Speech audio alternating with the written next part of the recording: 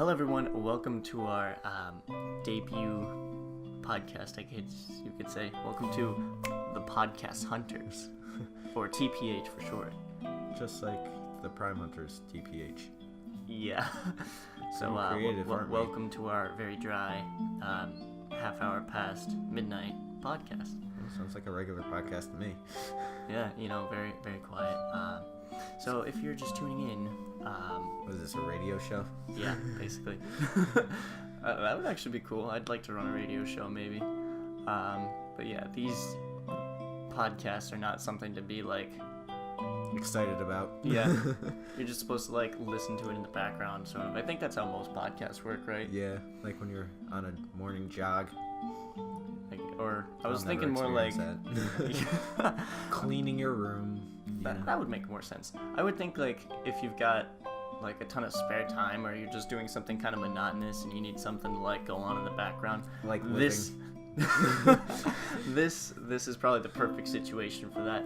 So, we've got a nice list all set up here. We've got, I think, 7 things lined up. 1, 2, 3, 4, 5, 6, 7, 8. Is that right? Nope, 7. I'm just bad at counting. Sorry. And we might throw in some stuff that's not on the list. Yeah, we never know. This is just something to get the conversation going. So this is our first time. Don't expect it to be any good. So this will be primarily video game stuff. So Sun and Moon gripes we've got on the list. So for those of you who are living under a rock or just don't know anything about video games, Sun and Moon is the newest of the Pokemon titles. You've got Pokemon Sun and Pokemon Moon. And they are the 7th generation. 7th generation of the series. Does that include the GameCube games as well, or do they just not count as a generation? The GameCube games are part of 3rd generation. They are part of that. Oh, okay. Yeah. Yep, I see what you mean. All right. So Sun and Moon gripes. You were getting really riled up about it when you were telling me about it before we started recording. Yeah. Would you care to list your first one off? We'll talk about that. The tutorial. Way too long. I would really agree with that. Half the game is tutorial. Yeah, that's really the thing. It never really stops holding your hand throughout the whole game. Yeah. So, after, many encounters you have... There's still always someone there to teach you something new. Or, not even that, but, I guess that you could argue that's, really good for new players. Yeah. But... for the experienced players, it's a real annoying thing to have to sit through, because for us, we've sat through this since we were really young, so we know the basics of these games, and so it just really, it's quite a hassle. And yeah. I think another thing that sort of ties into that is after multiple battles, or just a few, your quote-unquote rival will come in and basically just heal your entire team. They heal your team a lot in that game. They definitely made the game really, I think, much easier than the previous games. Yeah. For example, I think I beat the game in under a week. Yeah, same. But it took me longer than most Pokemon games to actually beat. That could be because I was grinding a lot, because one of my team members hatched from an egg, and another one I had to catch later on. It was a Sandalit. I thought that the males could evolve. Nope, it's only the females. So I had to go back and... Oh my god, I remember you saying that. Yeah, that's it took me forever to retrain that up. And same with I was training up a Vulpix. Since I had Moon, I had... Okay, Sorry for the cut there. But as I was saying, the Vulpix, since I had Moon, I couldn't get it in my game, so I had to trade it over. Oh yeah, that's right. And then I decided to breed it because I got a level 1 over GTS. So does it stay as the Ice Fairy form? Yeah, it stays as Ice Fairy. Okay. It's a great Pokemon. I'm glad I used it, but it just took a while to train up. Another problem I had with it was the EXP share. Care to explain, Hunter, what the EXP share does? And it's still the same as it was in 6th gen, right? It's the same as it was in Gen 6. I know it's to make... Sometimes it's, cool to have that, it makes it a lot easier to go through the game and you have less grinding to do. So, for those of you who don't know, the EXP share is used so your Pokemon will get stronger through leveling up, through defeating other Pokemon. Well, when your one Pokemon defeats a Pokemon, it gains experience points. But when you've got the EXP share on, Every Pokemon in the rest of the party gets half experience. yeah, so it's really, really easy to level up your Pokemon without putting in too much effort. It actually technically would save you 6 times the effort, is that correct? Or would it be 3 times because it's splitting it halfway across your entire team? It saves a lot of time, yes.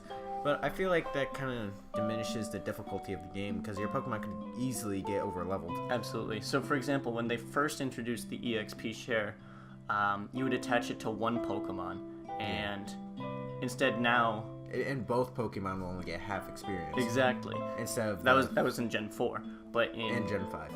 Oh, in Gen 5, yeah, you're right. But in Gen 6 and 7...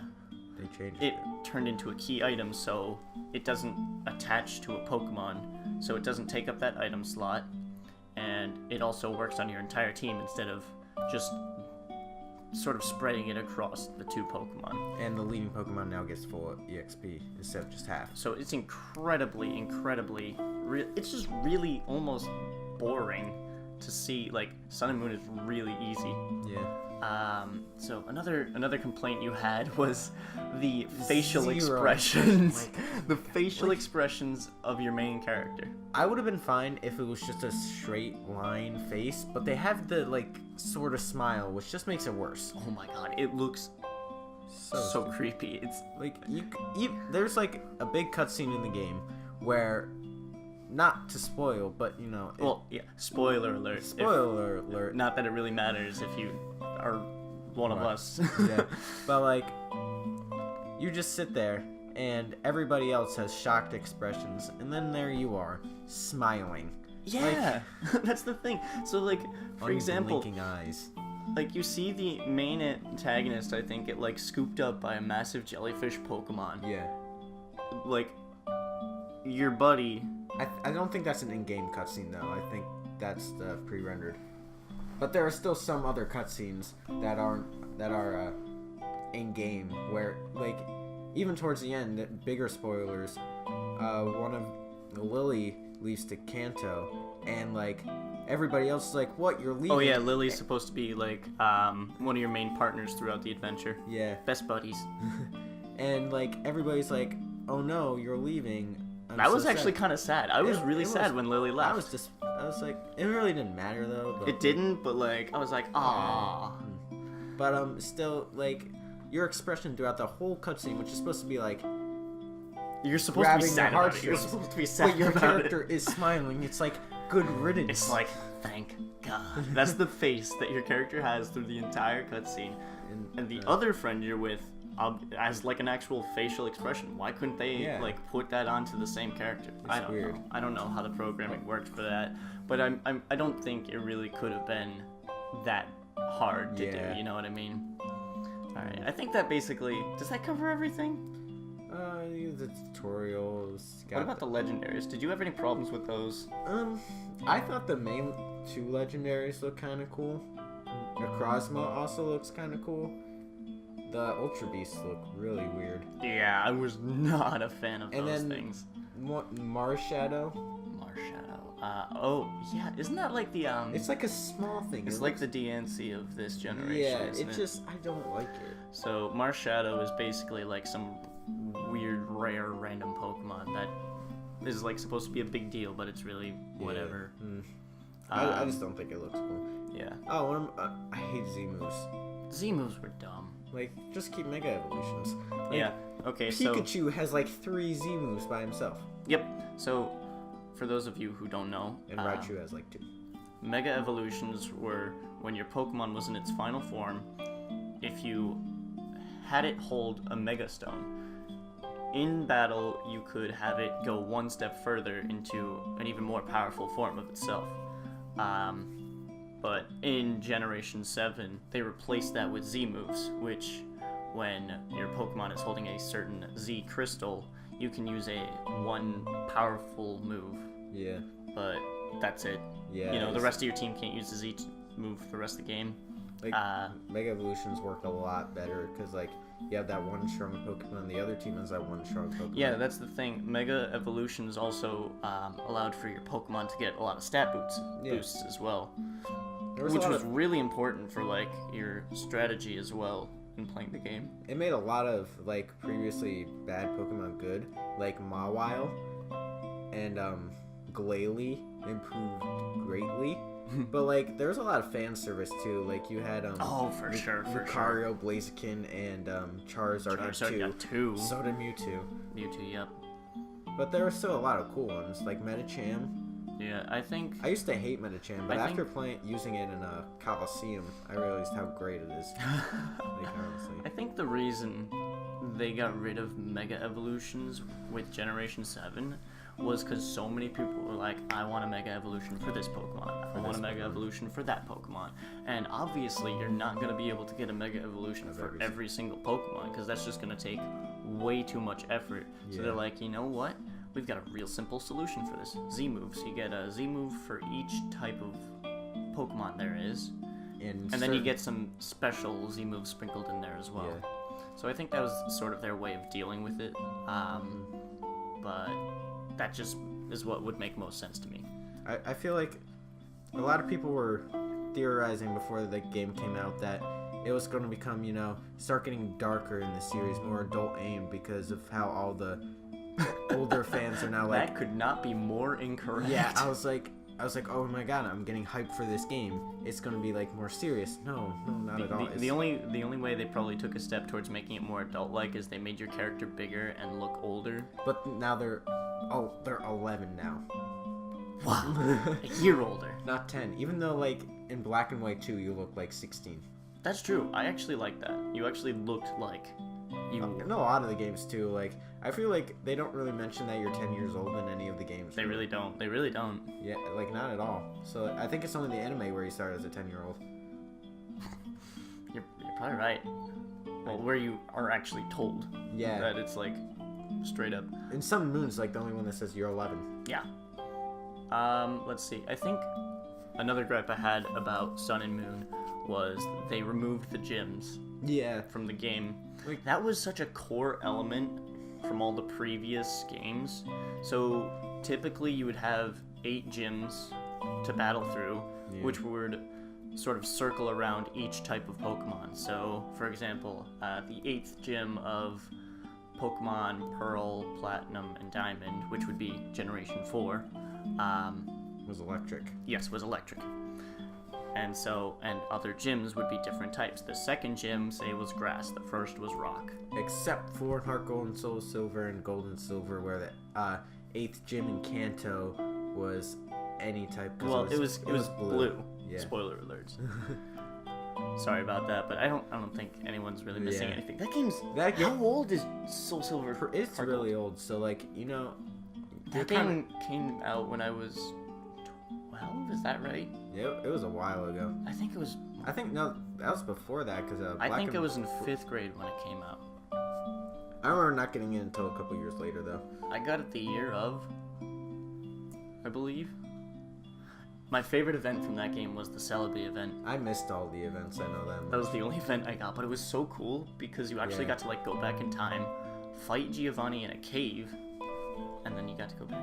Yeah, And then, even cooler with that, in Generation 5 with Black and White, if you took that same Celebi into that game, you could get a Zorba for free. Yeah, that was pretty cool too. That was the only way you could get it in that game. I would say that like Heart Gold is probably one of my favorite Pokemon games. Mm-hmm. Like, it's up there with Emerald. I think I feel like mystery events have changed. They're not the same from what they used to be. No. Ever since probably after Generation 5. They just have been there.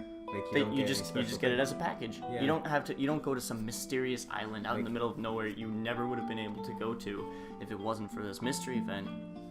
The Celebi one was cool. Black and White had a couple cool ones too with the shiny legendaries. Mm-hmm. And the shiny Raikou, Entei, Suicune. Legendary dogs. Yeah. I almost said hamsters. I guess Raikou kind of does. But like just in Generation 6, they kind of like dropped that, and that kind of really disappointed me. So I think they really started off with Generation 3 with the really cool Easter eggs. So for example, Deoxys, you went to this secret like triangular island out in the middle of nowhere. And you push a triangle, and you're like, what is this thing? And it shifts across the other side of the island. And then Deoxys comes out, and like the awesome music starts playing, or like Pong to catch this thing. Oh my god, that intro music was so nice. Only level 15. Bells? Really? Yeah. Oh, you're right. That thing was really low level. It was still cool though. It was. That was such a cool. It was almost like an Easter egg in a way, but like so really cool. And I love how they sort of brought that back in Generation 6 Aurus when you do encounter it after the post game. Yeah. Where they bring it like the triangle comes down across the screen. It's the same way as it was did. So I was like, what? That's amazing. But yeah, and then they sort of brought that back with Generation 4 with Crescent Island and that other one. New Moon? Dark Moon? It's New Moon and Full Moon. I thought it was New Moon and Crescent. Maybe Crescent was an Aurus. Yeah. I don't remember. Yeah, I think it's New Moon and Full Moon. Yeah, probably New Moon and Full Moon. Like, New Moon, that would be for Darkrai, right? Yeah. And Full Moon is Cresselia. Cresselia, I don't remember how to get that one. How was that one? You pretty much just went up to it, and then it became a roaming legendary. Well, no. How did you get to the island? You went to the boat? Yeah, you went like to a certain the ticket? ship. You went to the ship captain. It wasn't an event. It was like in game you could do it. Oh, you could? Yeah, like. You're probably right. I think you're right about that. He was asking you to get one of Cresselia's lunar wings to save his son from like a nightmare. So he brings you to the island. You go do that, and then Cresselia appears as a roaming legendary on the map. Yep. And Darkrai was even cooler because you could go to that creepy house that was just sitting there in Canalave City. Darkrai is probably one of the coolest legendaries. Yeah, I gotta admit. So Darkrai is like this shadowy Pokemon that's all about nightmares, which probably has something to do with the Cresselia wing saving the captain's son from a nightmare. Very edgy, but like still very cool. Yeah, really like cool. One of my first. I remember he was like one of my first legendary cards I had for the game. Yeah. So Darkrai, in order to get to him, you needed to get like a certain, I don't know what it was get into the. It was a key, right? It was a key to the old hotel, which you go into. The guy's like, "Why don't you go to sleep?" You go to sleep, and then you end up on New Moon Island. You catch Darkrai. You wake up. Someone says that place has been closed down for years. And it's like, what? Yeah, but the thing is, without that key, that door is locked and you can't even go in it. Yeah. So it was really spooky almost. The shame is there was the Arceus event that didn't get in the game. The only way you could get that was by cheating, right? They also just like gave them out for free somehow. That is my favorite I think event out of all. If you get the Azure Flute. Yeah, I used to use my action replay to get it. That was so cool it would like use the opening music as the sound effect for like getting the stairway over Mount Coronet, which Mount Coronet on its own is pretty cool because of the lore encircling it. Like it makes sense because like Arceus is God, and then you go up Stairway to Heaven. Yeah, basically. So you go up like this glass stairway that it just appears out of nowhere, and you like get to this top of a big glass platform, and you can see through it to the bottom where your final legendary for the game would be, where like the final place of the story takes place. And like above that is your glass platform where Arceus, the god of Pokemon, is standing. And it's just like the whole time as you're walking up the stairways, it's that intro music from Pearl, Platinum, Diamond going in the background with Arceus' cry mixed in the background as well. It's creepy, spooky, and cool. It's so cool because like it's entangled with the whole lore of the game. Yeah. And like you really get like a sort of sense of the scope of how powerful it is. Yeah, it's incredible. It's like almost, I think it's one of the more mysterious games. Yeah. And then again, they bring it up in Heart Gold Soul Silver. Yeah, where you could go back in the, what was it called again? You go to like the Sinjo Ruins. Yeah. The Sinjo Ruins, spelled Sinjoh. I think it's still pronounced. Oh no, it's Sinjo because it's between Sinnoh and Johto. Yep, exactly. So it was supposed to be like this. So you would get this level 1 Arceus in a package, right? And then you bring it there, and then you bring it to the Unknown Ruins, which is another creepy, mysterious, lore-filled area. The Ruins of Alph. That's what it's called. So you go to the research station that's there. The main professor guy kind of do you go in or do you? Yeah, like Or does he come I out? haven't done it, but I'm pretty sure he comes outside. He's like, "That is Arceus," and he's like, And then "Bring him down to the bottom of the ruins of Alpha with me." And so you go down into these ruins, full of like these unknown glyphs on the side, and the glyphs start to like move around on the walls, and you and Arceus get teleported to this to the Sinjo ruins, which is basically where you meet Cynthia too. Yep, but it's a snowy mountain that you normally wouldn't be able to see on the mountain if it wasn't for this event. Yeah. So you're like way north on the map. We should probably be showing pictures as we're doing this, just so people can like understand. But you are on these Sinjo ruins. There's only a pathway with a small hut on the right and on the left, which is where you sort of teleport to, is the ruins. So I think the ruins are blocked by a hiker, so you have to go down the path to the little hut. And in the hut is Cynthia, right? Mm-hmm. So you talk to her. She talks all about the ruins, the lore between Sinnoh and Johto, and the whole thing about Arceus and like Giratina, Palkia, and Dialga, which are the main 3 legendaries from Diamond, Pearl, Platinum. Yeah. You're done talking to her, and you walk into the ruins with her. And Arceus. So inside the ruins is a big triangle with a circle around it, and I forget what happens first if you choose the egg. I think what happens is you walk in. Arceus goes into the center of the triangle, and at the end of each triangle is a circle with like its own symbols and stuff. Yeah. And it's representing the 3 legendaries. Yep. And so Arceus goes into the middle, and I think that's when you choose which one you want. I'm pretty sure before that though, the whole cutscene goes on with Arceus' battle theme in the background. Yeah, and then it shows like the weird, like realistic images in the background, which is so weird because it's a Nintendo DS, so like it's kind of pixelated. Yeah. It's like weird though because you're so used to that cartoonish look, and then you see like real life images in your game, and you're like, back then it looked real life. The heck. But like still, it was one of the. Cool. I think that was one of the. I think the whole events around Arceus, those are probably the coolest events out of like the whole series. In general, Gen 4 had a lot of lore to it. It really did. That's why I think Gen 4 has been one of my favorites it's probably in the one of the series. best. So basically, you had Diamond and Pearl to start with. Yeah. Then Platinum was sort of the bridge between Heart Gold and Soul Silver, which are the remakes of Gen 2. I like Gen 3. Like, Gen 3 is probably... Too much water. I like Gen 3, Gen 4. They're really good ones. I like the games a lot. Gen 3 I like mostly because, like, it's really hard to complete the Pokédex. Mm-hmm. Because, like, you can't transfer up, so that's why they made Coliseum and XD. Oh, yeah, that's right. So you could transfer those Pokemon. Yeah. That's right. Because a lot of people were, like, unhappy with the fact that you couldn't transfer your Pokemon from same thing with Generations 1 and 2 to Gen 3. But they do that with every series, so at this point it's almost expected. But that's why they have the Pokemon Bank and the transfer system. Yeah. But still, that is kind of a hassle in the first place. But Gen 4 is definitely, like, probably also one of the hardest to beat. But at least they made an attempt to be able to transfer those Pokemon instead of just leaving you hanging. Just like, nah, do it yourself. You only have to beat, like, 5. Let's see, you have to beat Sapphire, Ruby, Emerald, because there are some, like... Oh, there are some version exclusives in Emerald, aren't there? I think you might have to only do Ruby and Emerald to do it, and then you have to do Fire Red and Leaf Green to get some, and then you also have to beat Coliseum and XD, so 6 games to get all the Pokemon. At least you don't have to beat Gales of Darkness. No, you do. Oh, you do? Yeah, to get a lot of Johto Pokemon.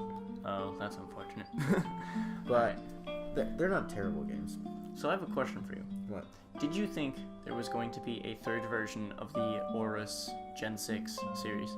No, they didn't do it before, so I wouldn't expect it to happen now. What do you mean they didn't do it before? Like with the other remakes, Fire Red and Leaf Green. There was I see what you mean. So like how they didn't bring Crystal back for Heart Gold, Soul Silver. Mm-hmm. Was there really any difference between Heart Gold, Soul Silver, and Crystal? I mean, I guess I should say Gold, Silver, and Crystal. Yeah, there's a few changes where, like, there's a new character you've seen. Like, he comes back in Heart Gold, Soul Silver. They pretty much merged what's his name again? Crystal with gold and silver to make the new remakes. Yeah, So, I like- would say so. So there's like bits of that inside of Yeah. it. But I don't think... Did you get to choose a female character yet in Crystal? Yeah, Crystal was the first game. Yep. Groundbreaking. But they totally changed the female in the between Crystal and Heart Gold Soul Silver. Yeah, I don't know why they did that. Like, So, we're probably going to show a picture on screen right now, but this is a picture on the left of Crystal, and on the right is going to be the new rival they put in for Heart Gold Soul she's not Silver. really a rival though. It's Yeah, more just a. You're right, she friend. isn't a rival. She isn't a rival. You never battle her. She's the female version of the protagonist, I guess you Yeah. should say. Her default name is Lyra, is that right? Yeah, it's Lyra. I kind of miss how they used to do, like, the names based off of the games you're playing. Yeah, they really did that with Joe. But I guess that would be kind of confusing in later generations. So, for example... X and Y, that's not really a name. Black and white. Yeah, so that makes sense. Yeah. In the manga, though, They do that. the main character was named Black. Yeah. So that was actually pretty weird. I kind of don't like the names they chose for Black and White, though. Hilbert and Hilda. Those are weird names. Yeah. Let's forget about those. You think we can move on to the next topic? Yeah, I guess. But actually, I want to say, You got one more thing to add to the Pokemon stuff? which game do you think is the hardest? In all honesty, it's probably... Are we talking about, like, by generation? No, or... just in general. Which Pokemon game do you think is the hardest? I haven't played much of Gen 1 or Gen 2, to be honest. Have you played the remakes at least? Like, I have played the remakes. Okay, so- I played a little bit of Gen 3. Gen 3 wasn't too tough. You just had to, like, find the right Pokemon. There were some, like, really crappy Pokemon that you started off with. Yeah.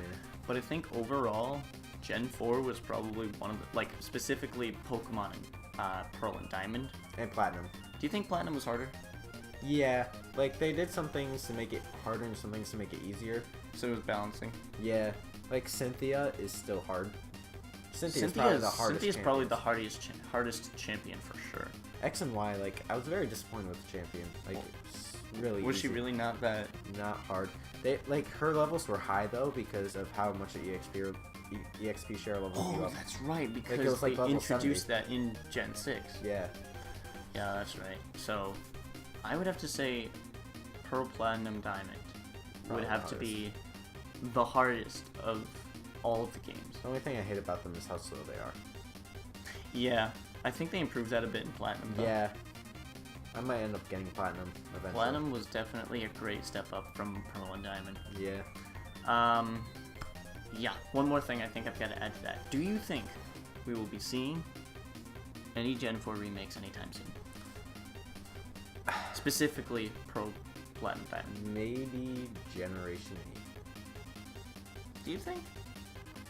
Yeah, because I feel like it's still a bit too soon to quite yet make another one of those games. Do you think it will be on the Switch? It would be cool if it was on the Switch.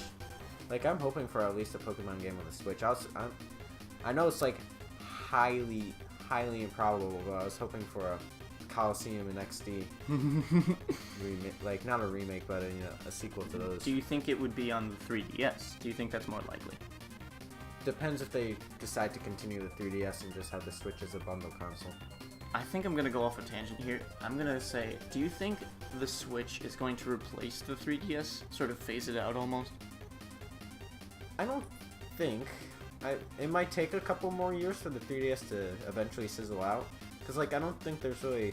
They might release another, two-screen console. Like, because the two screens work. Like The new 2DS? Haven't anyone seen that yet? Like, It's actually not that bad. I kind of like the look of Yeah. it. It's a lot thinner, I think. like, the two screens is really good for a lot of games. Definitely. The Pokemon games it works well for. It does. And, I don't know.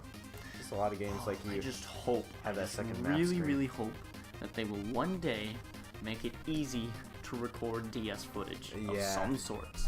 Like, please. Nintendo. No, sorry, I don't want to go and ship off my Nintendo 3DS XL, which is around $250. Yeah. And have someone solder on some recording equipment that will actually put the video feed through my computer, where I have to use OBS to record that. Yeah.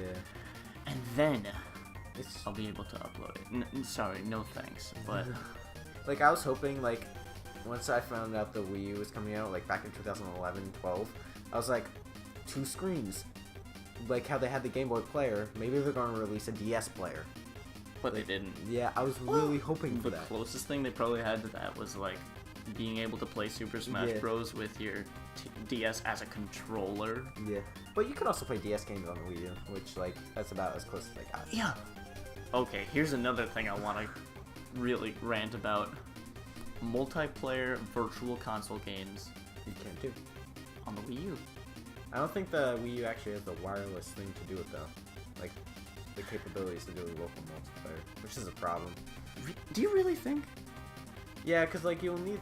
Actually, they could just have. Like, the think- minimum you could have is 2 players. Let's 'cause one on the think of screen, it one on the this way. gamepad. Let's think of it this way. So we've got multiple games that can run multiplayer on their own on one Wii U system. Is that correct? Yeah, For example, you have Super Smash Brothers, can run up to 8 people at once. I feel like you could probably run Amazing Mirror with at least 2 people. Absolutely, absolutely. Throw in some online play, but I think they just wanted to keep it as close to the original as possible. Yeah, but like, why? Why would you not include cheaper. your multiplayer? I would rather pay like an extra $5, maybe even $10 if I could Yeah. play all 4 people with Amazing Mirror. That would be amazing. 4 Swords, maybe. I've never played 4 Swords because no one can play 4 Swords. It's you really- need 4 Game Boys with 4 copies of the game, and then you all need to be able to connect at No, the I'm same pretty time. sure you don't need any. I don't think you need any copies of the game Well, no, you need. because you just use them as the controllers. I thought that was what it was for Amazing Mirror. That's what it is for Amazing Mirror. No, Amazing Mirror you have the 4 cartridges. For 4 Swords, it's all one screen, and the GameCube feeds information to the Game Boys to show on the screen. Okay. See, that sounds like something you can do on the Yeah. Wii U, but you can't. Hopefully they bring something like that to the Switch. Oh, I swear if they don't, I'm gonna throw a fit. Yeah. So, Like, the Switch has local multiplayer. So, like, yeah. it has the receiver Also, for it. another thing, it's kind of a minor thing because Metroid Prime Hunters wasn't really played, like, it wasn't a very popular game, but I guess, let me rephrase that. It didn't sell much. The multiplayer was really good. The story was kind of meh. I liked it. But the multiplayer is really where it's at. So, when you're playing with the game itself, you have to use the stylus as It's your really as your uncomfortable. looking sort of thing to aim, basically. And with your left hand, usually, you would use your directional pad as your movement, and the L button as your trigger. Yeah. And the only other way to sort of use it like a regular controller would be to use your A, B, X, Y buttons as a joystick. Yeah. Exactly. So if you pressed A, it would look to the right. If you pressed Y, it would look to the left. X would be up, or B would be down. You didn't have a stick. Yeah. And so I was really bummed that they didn't incorporate a way to like use the second stick on the Wii U gamepad Yeah, as another joystick. Because if they did implement that into the game, it would be way better. Yeah. It would be so much better. I would really be happy if that was the case, but that's kind of minor because not many people played it in Yeah. the first place.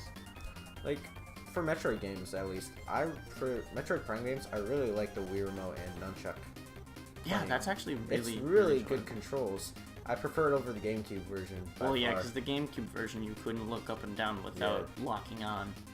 Yeah, it was really weird. But, still, I really like going from playing the Wii version, because, like, you could move around and stuff, and it was very fluid. Yeah, it was actually kind of what do you call it? It was accurate. Yeah, it was accurate. Not only that, but like you had a lot more freedom with your controls. Yeah. And it was immersive. That's what Yeah. I'm looking for. Immersive. You felt like you were actually part of the game. It was so cool. I was really hoping for another Metroid Prime game on the Wii U. Speaking of which, for Metroid Prime 3, another way they implemented like, the motion controls with the nunchuck and Wiimote, you could use the nunchuck to sort of grapple. Yeah. That was really cool. I really like that because you actually feel like you're whipping out and pulling off a shield of a space pirate or whatever. Yeah. With the pretty cool. with the Switch now, they've been thinking about doing VR with making it a headset. So that would. That's a theory I've heard. I don't know if I've heard that from Nintendo themselves. But I would not be surprised. Really awesome with Metroid Prime. It would be amazing. If they were to bundle any game with the VR with VR, it would sell really well, considering especially how well VR has been like starting. Like it's been going on a climb recently. It hasn't been like really mainstream yet, but it's definitely getting more popular with the regular gamers. Yeah, because the PlayStation VR is now out. Yeah, unfortunately that stuff's kind of expensive. Like I think the headset itself is like close to $300. It's very expensive. But I think once they start making it more available to the regular consumer, it's definitely gonna be like, you know, it's gonna take off. Really, all the Switch needs is a dock, pretty much. For the headset? Yeah, for the headset. Like, yeah, the headset basically. just needs to be a dock. I mean, for your head. Does it have a? There is a gyro inside the Switch, right? Yeah. So it would be able to like read where your face is moving, right? Yeah. So I think VR capabilities. I think we will see something VR related with the Switch eventually. Hopefully, yes. The new president of Nintendo. Who is the new president? I forget his name. Sorry, he's not Iwata. we'll put it there. He has been trying to go like with. He's kind of like different ideals of Iwata, where Iwata was more like for the whole family, while Iwata was really like very protective about his merchandise, if you will. But he was still. He did release a lot of great stuff, but developer. He was very like. He didn't really want it to. He was trying to. He really didn't want to go the path of Sony did, where they're more like hardcore gamers. He wanted to keep it more like new gamers can enjoy. Yeah, unfortunately though, that really does hurt the company because I would say the largest fan base that Nintendo really does have is like the hardcore gamer, where they they play video games for like hobbies, like for fun all the time. As opposed to like someone who's like, you know, I think I'll play it today. Yeah. Why not? But you know, it's just, and I think that also kind of ties back into what Sun and Moon really became. Yeah. It kind of was like, you know what? I'll just play this every now and then. It's not really for the hardcore gamer like those old generations used to be, like Sun, Pearl, Platinum, Diamond. Yeah. Actually, I want to talk about that one more time. I'm worried that if they do make remakes for that game, it won't be as difficult as it used to be. It's not going to have that... Because it'll have the new EXP share. It'll have the Z crystals, probably. They'll probably drop the difficulty some places. Cynthia won't be nearly as hard. Even though she does have great type matchups, they're probably going to change her team up as well. Probably like level. Did they change Steven's team? No. No, they didn't. He still wasn't that hard to beat, though. No, he wasn't really that. Mostly because he used the same type. Yeah, he did use a lot of steel types, didn't he? Yeah, steel and rock. Well, that makes sense. Steel and stone. Yeah. That was kind of the whole point, I think, of him. Emerald was like a lot easier because Wallace had all water types. Yeah. So just have an electric and grass, and whoosh, you're done. See ya. Except he did have Ludicolo, which was. Why was he the champion for Emerald? Can't really remember. Who was the 8th gym leader then? They just had Juan, who was like just the same thing, another water type gym leader. That's really weird. So he went from a water type gym leader to a water type champion. It wasn't like it really made Sceptile probably the best starter choice for Emerald. So that was cool. Whereas Blaziken because he's also good against Wallace. Yeah. Because Blaziken was better for Ruby and Sapphire, whereas if you chose Sceptile, you have a much easier time. Oh, poor Mudkip. Swampert is still really good. Swampert is good. Like, I think all of the Gen 3 starters were really good. Pretty solid. Like, I wouldn't mind using it. What was Sceptile's typing? Grass. Just grass? Yeah, just So it was the only one that wasn't dual typed? Yeah, until Mega Evolved in the 6th gen. Whereas Grass Dragon. Grass Dragon. That's a pretty cool type. That's a double strength against electric. Yeah, and it also has Lightning Rod, so it's totally immune. And it raises the special attack. So it's really good. Yeah, that would definitely catch someone off guard if they weren't expecting that. Yeah. I think we've pretty much covered all the Pokemon for now, right? I don't know, like, on topic of starters, like, Gen 5 probably had the worst. Gen 7. Oh, Gen 5 was such a letdown at first. And it still kind of is. You know, like, I went back and played some of it, and I just really... Yeah.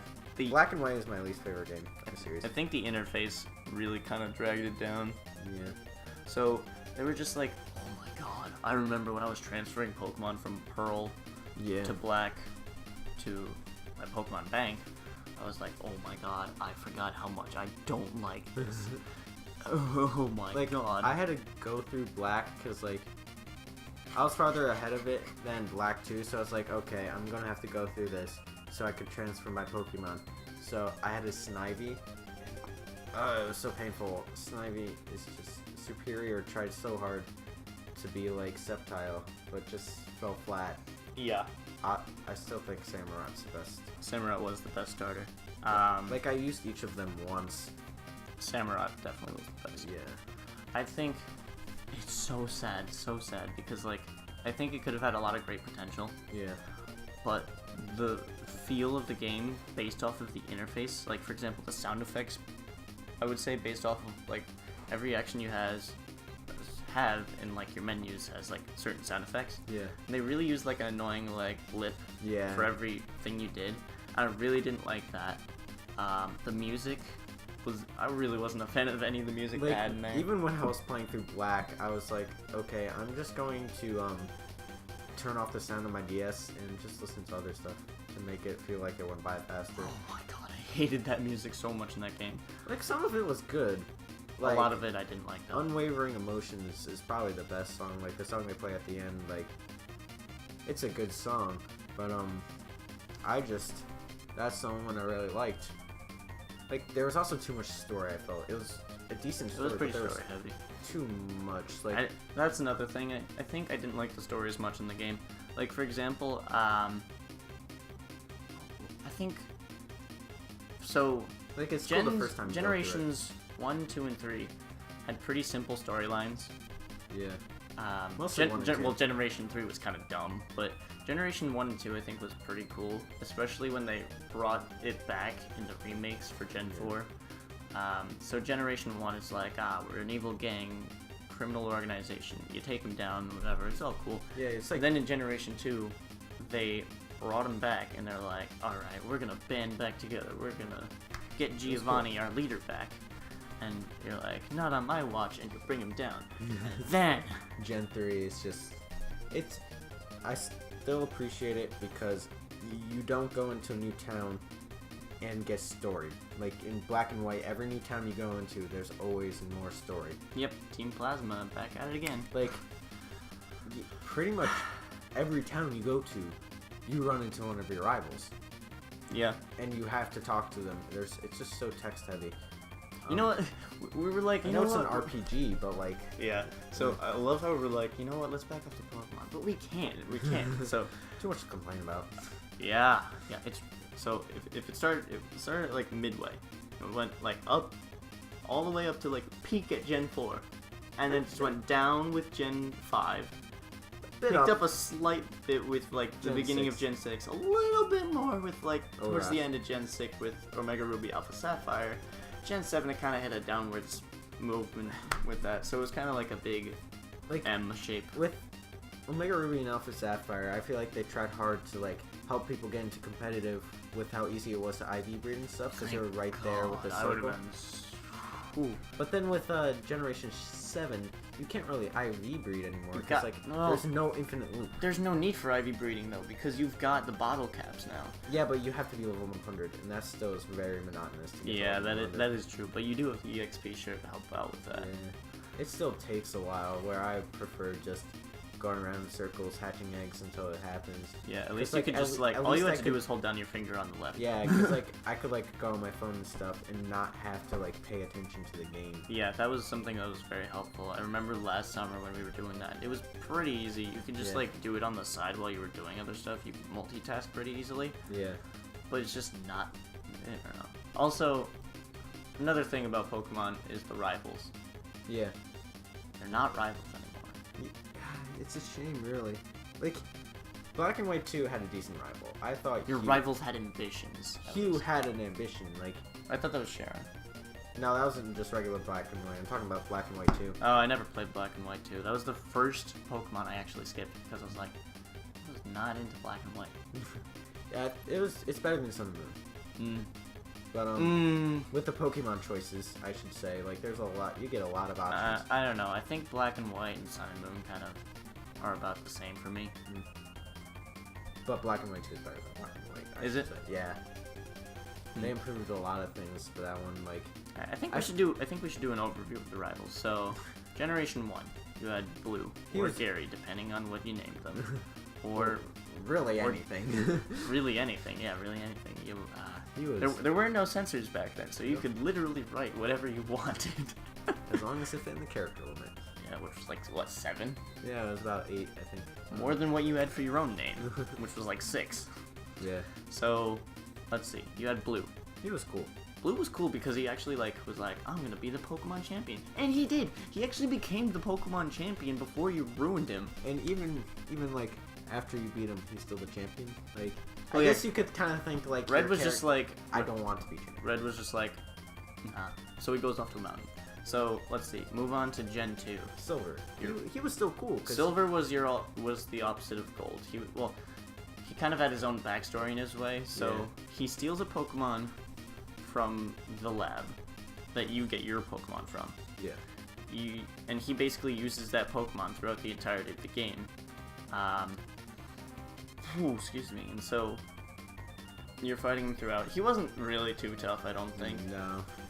But you sort of like see some Still character development in him where he's like, you know what, I realized I was wrong harsh to my Pokemon, and even in the remake, when you see him again in the post game, he had a Golbat before at like the Victory Road where he realized, oh, I have to start being nice to my Pokemon, and Golbat evolves through friendship, and when you fight him again, he has a Crobat.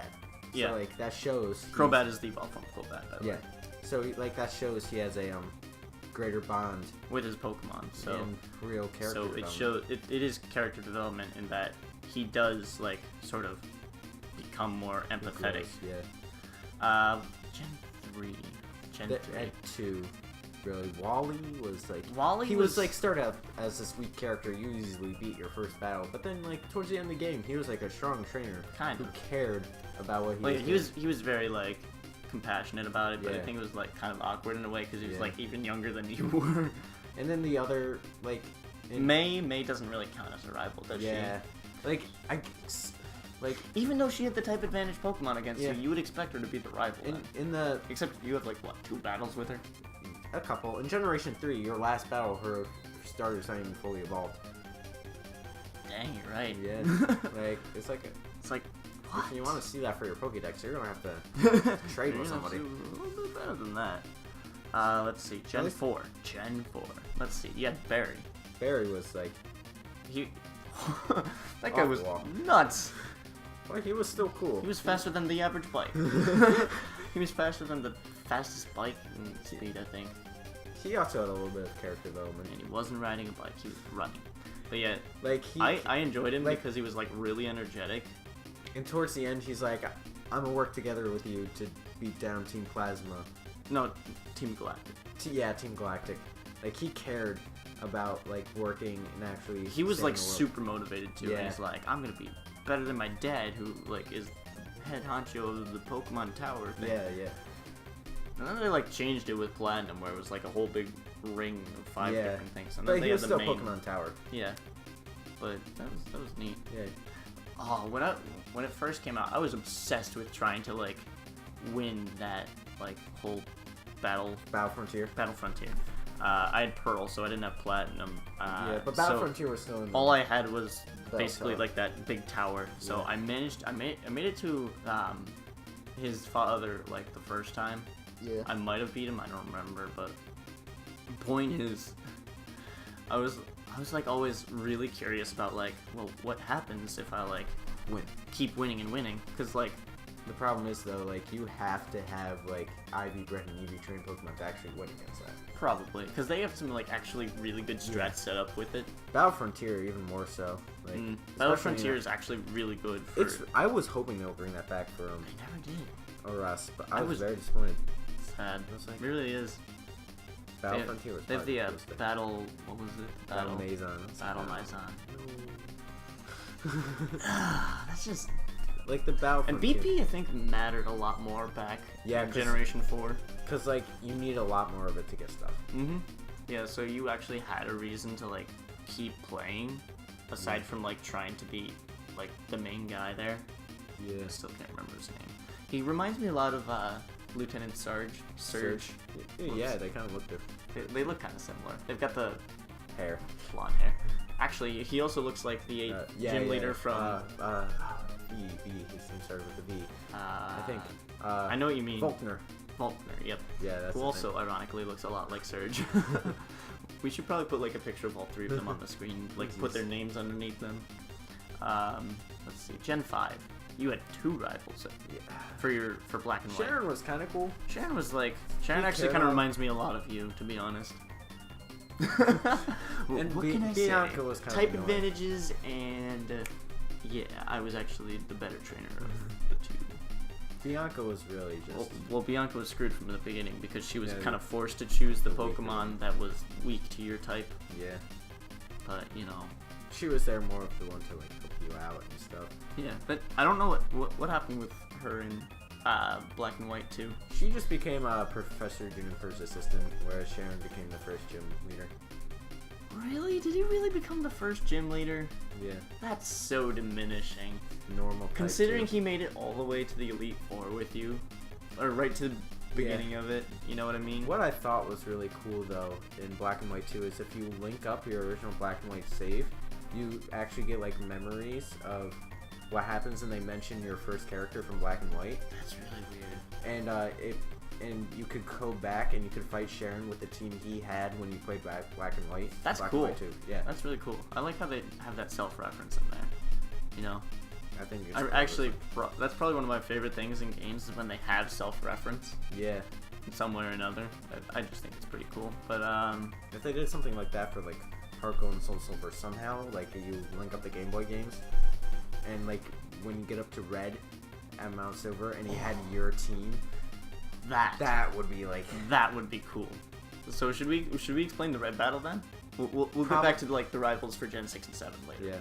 Or let's just go through those and then, like... Alright, we'll get back to Red then. So, Gen 6. Eh. It's just a repeat of Gen 3. Yeah. Gen 7. Yeah. Rivals? What rival? Gladion was probably the closest thing to a rival Like in a that true game. rival.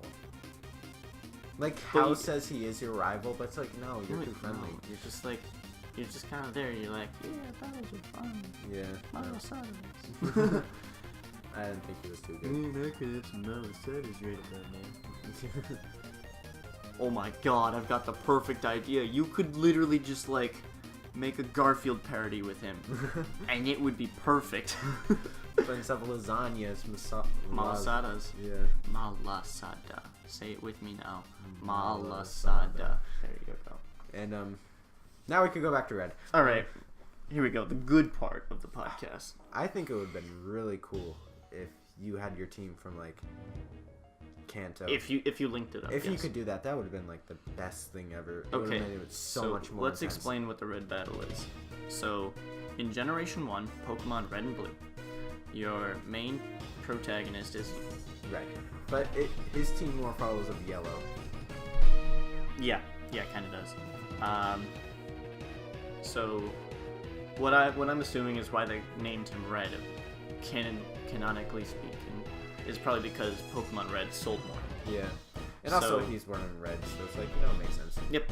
So, in Generation 2, Pokemon Gold, Silver, and Crystal, you are in the Johto region, which is neighboring to Kanto, which is where Generation 1 takes place. It's separated by a big mountain. Don't get confused. We'll try to make a map for this for you. There's a map on screen. Yeah. So we'll probably have labels for this. So, Mount Silver is splitting the two regions in half, which is where Red is currently, Yeah. after he beats the Elite Four. So, after you Gold, or Crystal, depending on if Or you chose the Lyra. female in Crystal, or whatever you chose for Generation Rename. 4 remakes, Or It's a originals? lot. So basically, in Pokemon Gold, Silver, Crystal, or Heart Gold and Soul Silver, Yeah. you go through the entire Johto region, beating the Gym leaders. all 8 gym leaders. And Then you beat the Elite Four. And then you can go to Kanto. And Then beat you go to all- Kanto. And beat all 8 of those gym leaders. Yeah, you beat all of those gym leaders. You go see Professor Oak. And you're like, but you still got one more challenge. Why don't you go up to Mount Silver and go to the top there? And you're like, alright, I guess. And you really have no reason to go up there aside Yeah. from Professor Oak tells you to. Like, if you didn't Which know is, I Red always was, thought was if kind you of if weird. you never knew Red was up there, like, Why would you tell me in the first place? yeah, like if you didn't know Red was up there, it probably is like really intense. Like, oh my god, like when I didn't know that. When I first went up there, I was like, Whoa. who's that? Who's at the edge of the cliff there? So you make it up like 10, 11 levels, I think, before you get to the top. It kind of reminds me of Mount Coronet in a way. Yeah. That's like a ton of twisty mazes and stuff. You can actually, funny enough, find Moltres in there. So Yeah. keep looking for him. He's there. So you make it to the top of the mountain, and There's like no music, all you hear is the snow blowing. yeah, all you hear is the snow blowing, and it's this long, foggy, snowy pathway. And like you get to the end, it's like a square platform with some stairs at it. And at the end is Red facing away from you. So Red, of course, the previous trainer from Red Generation 1, you fight Red. You fight yourself essentially. And the battle starts with him just looking at you, says nothing, ... And Just like in Generation 1. Generation 1, you don't say a word. And the music is like probably the best. Probably, I would say, Red's battle music is probably one of the best themes in the entire Pokemon series. Yeah, Hands down. it's great. It's so intense. Like, the moment leading up to that, fighting him, it's incredible. It's like a nostalgia rush, really. And, like, it's really, really cool, I think. But he has, like, I think he's the most powerful trainer, I think, ever in any of the Pokemon series. Because all of his Pokemon are His highest level is 88. high 80s. Yeah, this is Pikachu, right? Yeah. He's got a bunch in the 86, right? Yeah, 86 range. I think one in the 84, maybe 182. I think one of them is high 70s in Heart Gold and Soul Silver. No, I don't think any of them were in the 70s. All of them were, I think 82 was the lowest for one Pokemon. I know in Gold, Silver, Crystal, they're a lot lower level. Because Yeah, I think Pikachu so. was only level 82 in that one. No, he was 86. No, he was 82. I'm pretty sure they actually kept the levels original Nope. in remakes. Nope.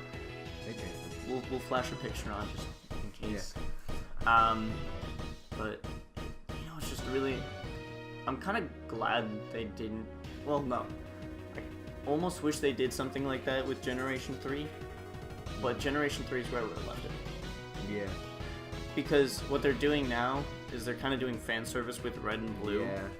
Is they keep bringing Red back. Like, they brought him back in Generation 5. They brought him back in Generation 6. They brought him No, back. he wasn't in Generation. Well, they brought him back in 5 and 7. Yeah. If you battled through a lot of whatever. What was the thing they had for Gen 5 that was like the Battle Frontier? It was the Pokemon World Tournament. The Pokemon World Tournament. So you meet him again in that, I believe. Is that right? Yeah. Yeah. And He's like the ending of like one of the last tournaments, like the Champions Tournament or something like that. which makes sense. But Yeah. it's like doubles, right? And you're playing with Blue against No, Blue? no. Or is it singles? It could be singles or doubles. If it's doubles, he's with Blue? Maybe. That I makes sense. haven't gotten that far. Neither have I. I wouldn't know. I've just seen videos. And in Gen 7, they bring him up in the battle tree with Blue. Or is it? It's blue. They named it blue in They do? that. Yeah. He's not red? No, it's red and blue. Oh, I was gonna say. Yeah. So yeah, they bring back Blue and Red. So it's like, I mean, I know it's red and everything, but it's just like, you know, that's not the same anymore. Yeah, he should have just like, they should have just left him Also, there. it's really funny to see him now because he looks like he's like 20. Yeah. He's all washed up. Yeah. I used to be a Pokemon champion like you. The funny thing is, when I first went to go battle him, you face a lot of battles leading up to the battle tree, and I was thinking that, you know, maybe I'll get a chance to heal before I actually go and fight him. Nope. I was wrong. Like, half of my team was dead. I was like, okay, this might be a little difficult. Just a little. I won though. Like, You know, I feel like being the champion isn't like what it used to be anymore. yeah. You know, that's what it is. Like ever since like Gen 5 rolled around, Pokemon just went on a serious decline. I Yeah. feel. It has really. Hopefully it gets better, at least in the next game. Hopefully. Pokemon Star, anyone? On the Switch. Pokemon Eclipse. No, alright. I think we can move on now without somehow getting back into Pokemon. Yeah. Top 5 worst and best games. That's what we got on our list. Pokemon might be on there. Alright, that's actually going to be really tough. Alright, we're not going to restrict this to just Nintendo, I feel. Yeah. There's a lot of good games I feel like that are Nintendo. Alright, like... so we finally got off of our first topic. Let's get on to the second one. Hunter. List 5. It's not easy. Top best or top worst? You're right. Alright, let's start with worst. Worst that you've played. That you've personally played. Like, I should start off with my number 1 worst. Like, I feel like that's easier to go backwards. Yeah. But, let me think. The worst game I've ever played. The shovelware games count. Yes. So, like, okay. Then not the ones that are, like, Game & Watch versions from McDonald's. Not those. No, I'm talking about, like, you know, like, crappy party games you find at, like, the 99 cents. Like, Balls of Fury. Would that count as my worst game? Yes, that would. I don't know. I feel like we shouldn't count shovelware because that's just so easy to make. It is too easy, but I haven't played much shovelware. I don't think. Yeah, so I've played a lot. Does Sarge's War count as shovelware?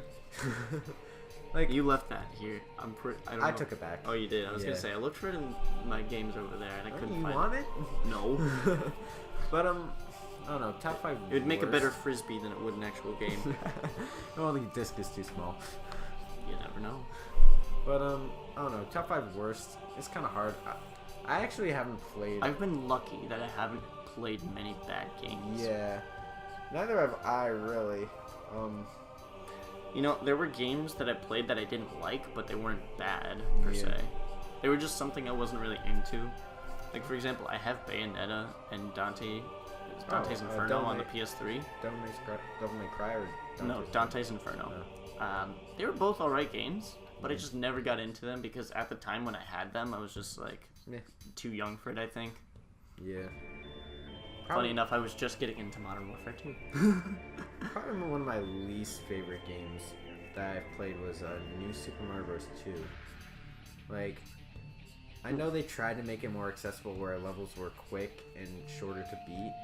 So, like, I was able to get to World 5, but then it just started getting boring. Like, I got rid of the game before I even beat it. That's like, the thing. When you're developing a game, you need to find a good balance between making it fun, but also making it challenging.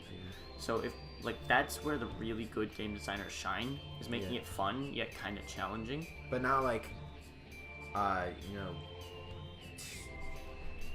something that's like a good challenge, not like something that's a bad challenge. Okay, because, like, here's something if that's you have not bad a challenge. Controls and like if stuff is really stiff, you know, you're very slippery running and stuff. That's not a fun challenge. Yeah.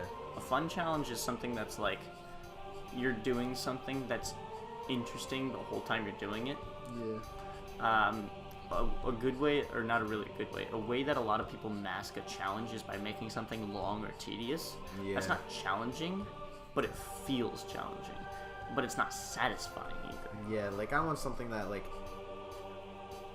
I don't know, like it's hard to do, it makes you think, but like I want to be able to get it like first or second try. Okay, yeah. So Like, I battle think with Cynthia. Going back to Pokemon, it's like Yeah, it's a hard fight. I had to sit like it took me a couple tries to beat her, and I actually had to sit there. I was young when I first beat her, so like I had to sit there and think. Like I didn't really. You didn't like rush into it. You mean? Yeah, like when I used to play the game, I used to just rush through the game and stuff. But then I had to sit there and like, okay, who am I sending out first? It matters. I have to know which moves to use against her team. Yeah. And that's before I really used the internet to see her team. So like, I would die before half her team. When we did that, we didn't even really have the internet much back then. Yeah, even this game came out what? Well, it existed. It came out in 2006, right? Yeah, I didn't really have much access to it. Is that 11 years old now? Yeah. Wow, 11 years old. Pokemon Diamond Pearl. Diamond Pearl. I didn't really have much access to the internet. Like, I didn't know the websites that existed. I didn't use the internet much when I was that young, to be honest. I didn't play the game when I was 6, though. I feel like it came out later than that, though. I got it Christmas. I played it the when I year was, like, it came out. 8 or 9. I got it Christmas the year it came out. I think it came out, like, in 2008, something like that. Probably, like, 2007. I don't think so. I think I'll look that up right now. Why don't you?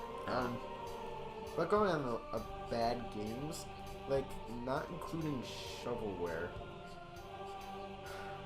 there are some, I don't know, like, I don't like sports games. Like, I used to have 2006. Okay. September 28th. Towards the end of the year. Yeah. So I gotta. let's actually go back onto that topic. Actually, the way I did it, I didn't think about the way, like, I've got to strategize with each move. Yeah. No, I just ground my starter Pokemon to level 82. Level 82. I didn't do that. ground my Empoleon all the way up to level 82. I did that for, like, Fire Red and Leaf Green, where I had, like, a level 36 Charizard before at the 3rd gym. Yep. Yeah, same here. Like, I figured out, okay, so if I beat all the trainers leading in SSA and in the route next to Vermilion City, I should be level 36 to beat Lieutenant Surge to my Charizard. And you did? But I kept on restarting the game because, like, I got the game when I was, like, 5 or 6, and I, like, couldn't get through Rock Tunnel. And the one time I did... Probably because of the severe disadvantage Charizard has to rock and ground types. And, like, I just couldn't remember where I was. I had trouble going through it. And, like, the first time I got through it, my battery died before I got to the exit. It felt like the worst feeling I had as a kid. Oh my god. I was so frustrated with myself. We've just brought back some horrible memories for Hunter right now. Alright. Let's go back on the topic of we've already sidetracked enough with Pokemon. Yeah. I just... Worst game I've played. That's a hard thing. That is. You know, while you're talking about that, I can probably pull some out of my rack. Yeah, I'm not really home to look at my bad games. Yeah, Super Mario Bros. New Super Mario Bros. 2 I didn't really like, particularly. There are some games, like, I haven't beaten, but, like, I still like, I haven't beaten Mega Man 2, but I enjoyed playing it sometimes. I got close to beating it, like, I was halfway there. That was about as close as I got to beating it. I might have to go back and do that sometime. Some games I just got bored with, too. Like, it took me a while to beat, Triple Deluxe for the first time. Triple Deluxe was fun. It was fun, but, like, I don't know. I just didn't have the motivation to beat it. Same with the Robobot, too. So what are you at for your list? Really, New Super Mario Bros. 2 is probably the bad game I could think of. Is it that didn't really bad, or you didn't enjoy it? I didn't enjoy it. It was probably, like, one of my least favorite, I should say. Alright, if we're doing it like that, are we doing games we didn't like? Yeah. I'm gonna do games I didn't like, but also were bad. Yeah. Oh my goodness. Oh my goodness, I'm looking at these here. Alright, let's see, which one? I'm gonna start with number 5 being Assassin's Creed 3. This was the first Assassin's Creed I actually played. I did not beat the game. I didn't beat the game either because, like, I got bored of it. The story was dumb, in my opinion. It took Did not get it. It took at all. too long to actually get, like, your assassin, like, get up.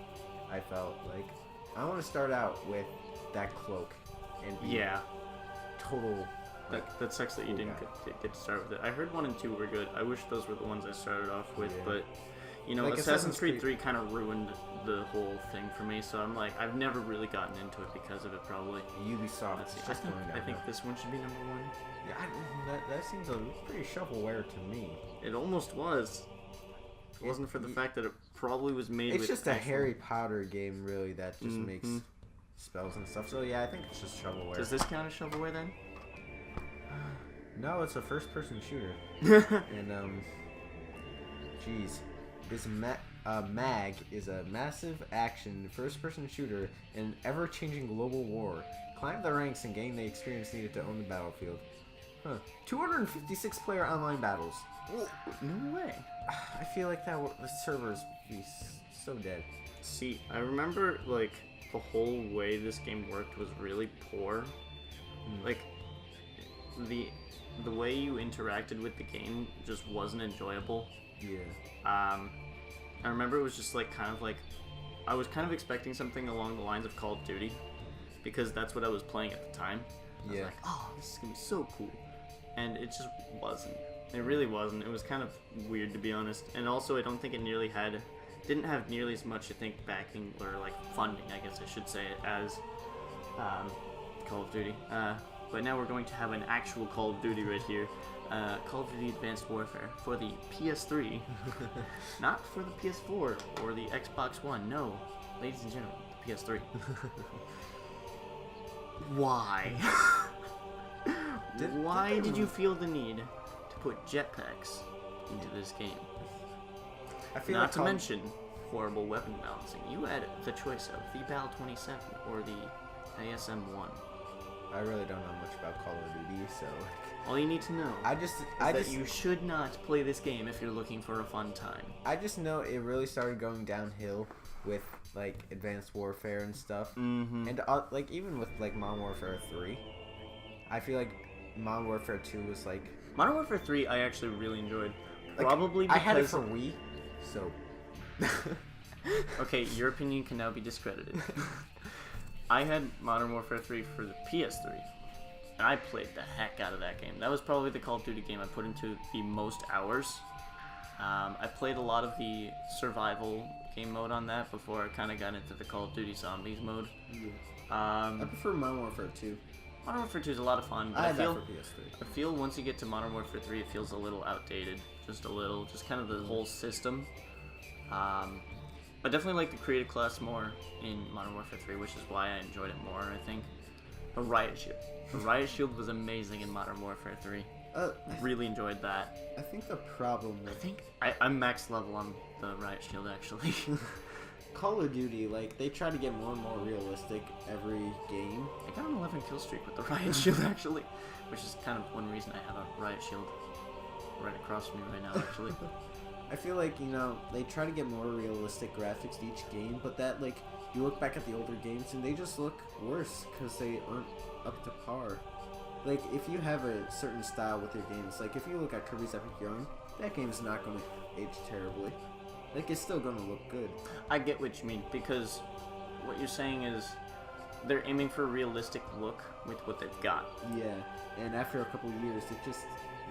So if you look back at the comparison between, like, say, Modern Warfare, like the original Modern Warfare, and Modern Warfare Remastered, you can clearly see, like, the difference between graphics. Yeah. But I don't think they really, like, you know, that's not their fault, really. Yeah. They're working with what they've got, and it still looks really good. Yeah. But actually, something I've kind of noticed is they're kind of edging towards trying to make their consoles similar to PCs in a way. Yeah, yeah. Like, I've seen how games are, like, adding ways to change graphic settings, so that way... They run smoother depending on your, like... on how your console runs, sort of. But yeah, I would say my top 5 list of games I hate. Coming in at number 1, I'm going to put this in anyways because... it's just shovelware, really. Honestly, if I do have to say my least favorite game, it was, God, really any shovelware game I had for the Wii. I had a lot of those, like, mostly, you know, family members would get it for you, and they're like, oh, look at this game, they'll love it. We had a couple of mini golf games. We had a Shrek mini golf game. Oh. Yeah. Alright, so coming in at number 1 for, like, an actual game is probably Mag. I mean, just look at that cover, though. That's so deceiving. Yeah, it looks good, but it's not. Alright, so that comes in at number 1. Coming in at number 2, probably Assassin's Creed 3. Coming in at number 3 is Call of Duty Advanced Warfare. Alright, now I gotta come up with 2 others because I guess shovelware doesn't count, and you deem that as shovelware. I could say, like, my top, like, my 5th least favorite game is probably something... What? You know what? I actually really hate to put this on the list, this probably goes in the number 5 spot, but probably Kirby Squeak Squad. Really surprised at how much I really didn't enjoy that game. It was, I guess I was spoiled by like Amazing Mirror and How amazing Superstar it was. Ultra, and I was like, wow, It was. it's kind of lackluster. And it's surprising because Squeak Squad came after Amazing Mirror. Yeah, and they still use the same engine though. Mm-hmm. Which is probably the big problem they had. But no, it's not even that. Like, But like the graphics were still decent for DS. they were fine. I didn't mind the graphics, but the whole storyline was kind of boring. Yeah. I beat the game in 2 days. Like 100% of the game in 2 days. Like the same thing is like with Nightmare in Dreamland. Like I haven't beaten it yet because like I don't know, there's nothing to like hook me like there is like Return to Dreamland and you know Kurt Robot and Triple Deluxe where I have fun collecting the energy spheres or the sunstones or the code cubes. Like I find fun in completing a Kirby game. Mm-hmm. Yeah, because it's actually kind of doable. Yeah, like you could do it like first run. Oh. Yeah, you can. Return to Dreamland, you do have to beat the game twice.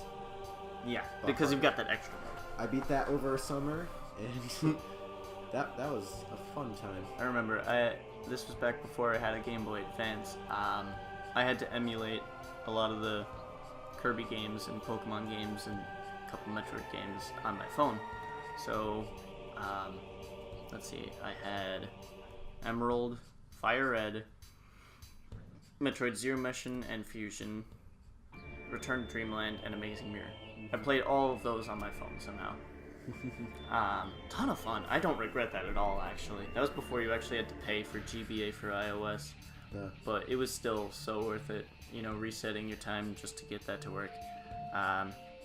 Actually, if you've got any, like, iPod 4s lying around and you've got nothing to do with them, those will work just fine because you can't get iOS 7, so you can still get like the old GBA for iOS for free, I believe. Actually, iPod 4s? Mm-hmm. Okay. Or maybe like an iPhone 3. iPhone 3, yeah, I can't go to iOS 7. Yep. I know because that happened for a year when the iPhone 5 was already out. iPhone 6 was about to come out, and I still had my iPhone 3. Oof. That's rough. Yeah, and also, like, when I got to my iPhone 5, I had less space on my phone, so... Yeah, so I remember over the school year, I finished Fire Red. I never finished Emerald for some reason. I never really actually got into it. You still have my Roost version. I do actually. You know, because we were like, oh yeah, we're gonna like play through that, and then we're gonna play it on Coliseum. Yeah, that... And then we're gonna put that on the channel, even though we have no way to record the GameCube. Eventually we might do it. Eventually, maybe, who knows? If Don't I know. ever do a series on Fire Red or Roost. So it's kind of like, so I spent the school year playing the Metroid games and the Pokemon games. Yeah. Over the summer, I went through both Kirby games, Amazing Mirror and Return to Dreamland, or is it Nightmare in Dreamland? Nightmare in Dreamland. So, Amazing Mirror I played first. That was a ton of fun. The only reason I didn't 100% complete it was because I didn't have a second person to help me out with a certain... So, in Amazing Mirror, you've got these large blocks that can only be moved if 2 people inhale at the same time to move it by using the suction power. Can't the CPUs help you with that? They can, if they were smart. They're so dumb. I got so close one time. It was so close. Amazing Mirror might be pretty fun to play on the channel. It would be.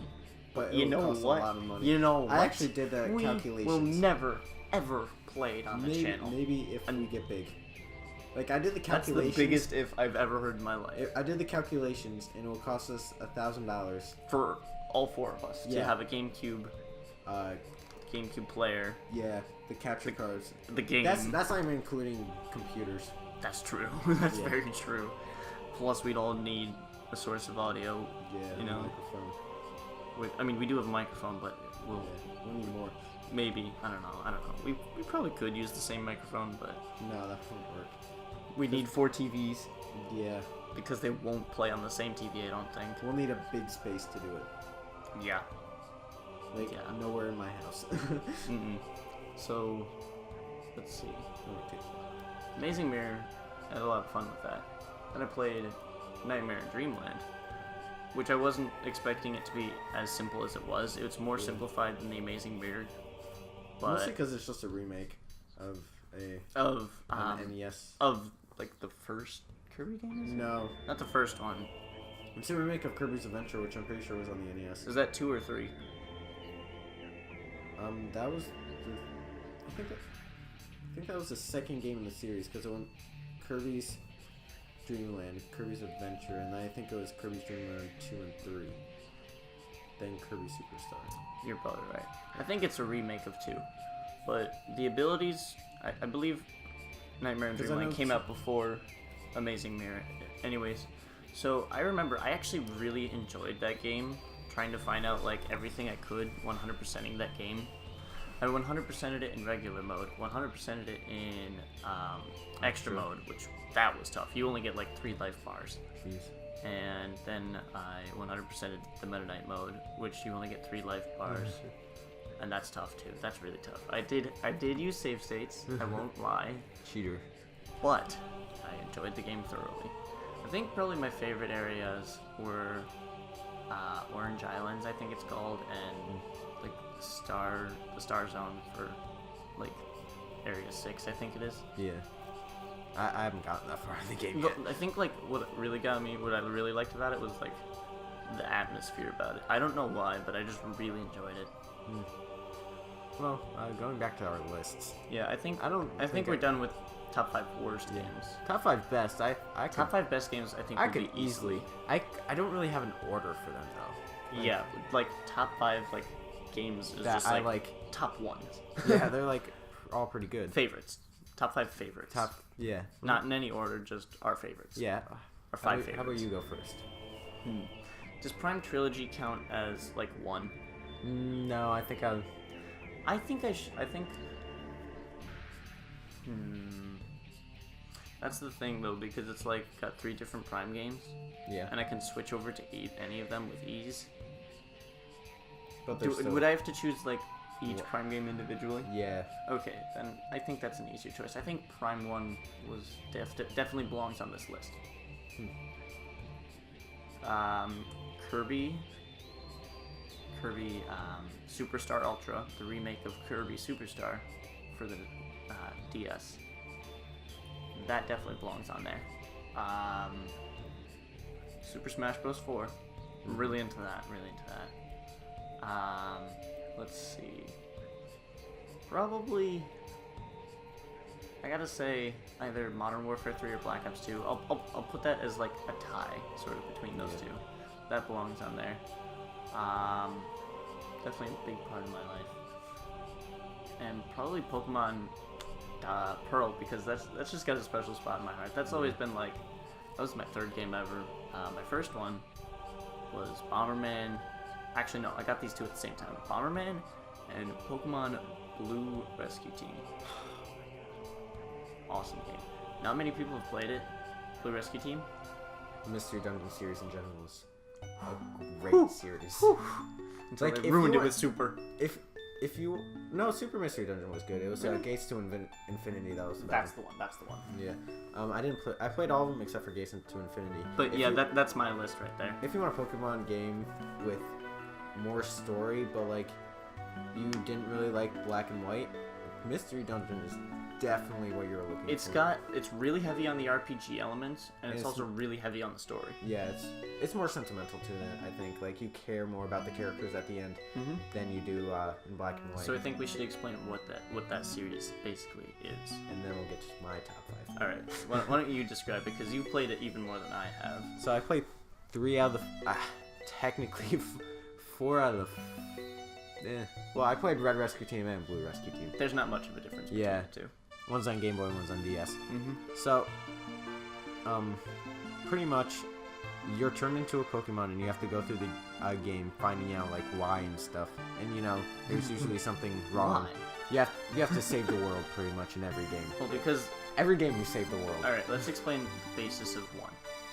The first one. Yeah, let's go with Blue and Red. That counts as Gen 3, right? Yeah, that's Gen 3. Mm-hmm. So everything up to basically Emerald Pokemon Yeah. are in that game. It does show off some Gen 4 with the statues. Revali, Lucario.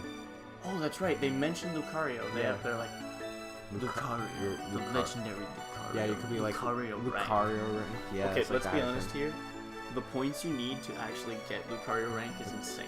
Like I just started playing. No, thank you. I beat 3 Pokemon Mystery Dungeon games in one summer, and that was this last summer 2016. So I didn't really get that far in Blue Rescue Team. I beat Blue Rescue Team twice. Blue Rescue Team is very good, I feel. But Um, so basically, Blue Rescue Team and Red Rescue Team, there's like you become your Pokemon, you save people from like these tremors that have been going on, and like they create like large chasms with sort of quote unquote dungeons. If you've seen our Red Rescue Team series, you'll like know what's going on. Like eventually, you as a character start getting blamed for it, and everybody's like they're like, we have to kill you. Yeah, Like that's so it's you, like whoa. You and your partners are like, well, now we're on the run. See ya. They're actually trying to kill you. Like Yeah, that's like, true. that's They the really most, are. like- They're like, if we kill you, the tremors will stop. it's like the darkest theory. It's like the darkest thing in any Pokemon game. It really is. It's like, And then you're like, whoa, this guy over here says that won't happen, so we're good. They're like, okay. Then they're like, a giant meteor. That's what's causing everything. Oh, no one has noticed that giant meteor? yeah. Let's think for a minute. The meteor was causing the tremors? Well, yeah. If it got close enough with gravity and Okay. stuff and the shaking. I just want to say, like, the last episode of Red Rescue Team Oh, that was cool.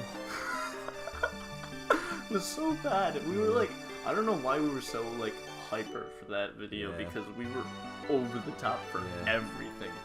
It was, Can I just say, I'm sorry for anyone who had to listen to Hunter's voice acting. 'Cause that yeah. was, oh boy. It's hard to do voice acting with 2 boy. other people. Especially when you're going through, like, I'm not really good at voice acting too, so. alright, disclaimer done.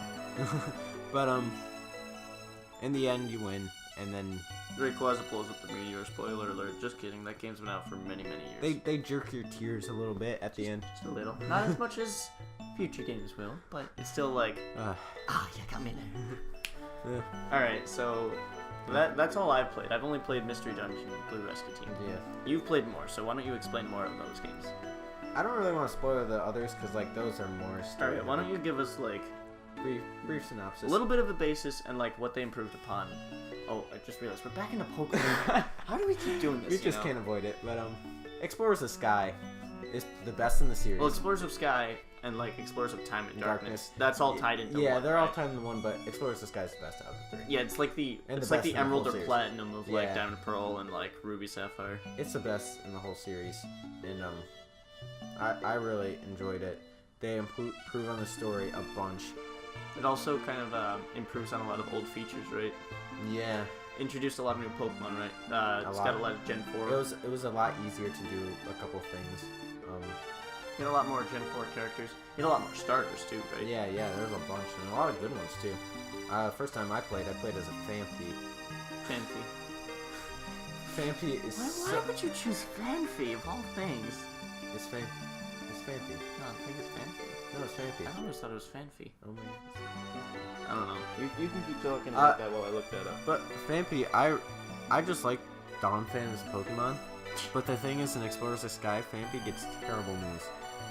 And I still managed to beat the game. It took me forever to beat It is Fanfi, you're right. It took me forever to beat Primal Dialga at the end though. Oh my god. Primal Dialga. Kind of a dumb boss design if you ask me.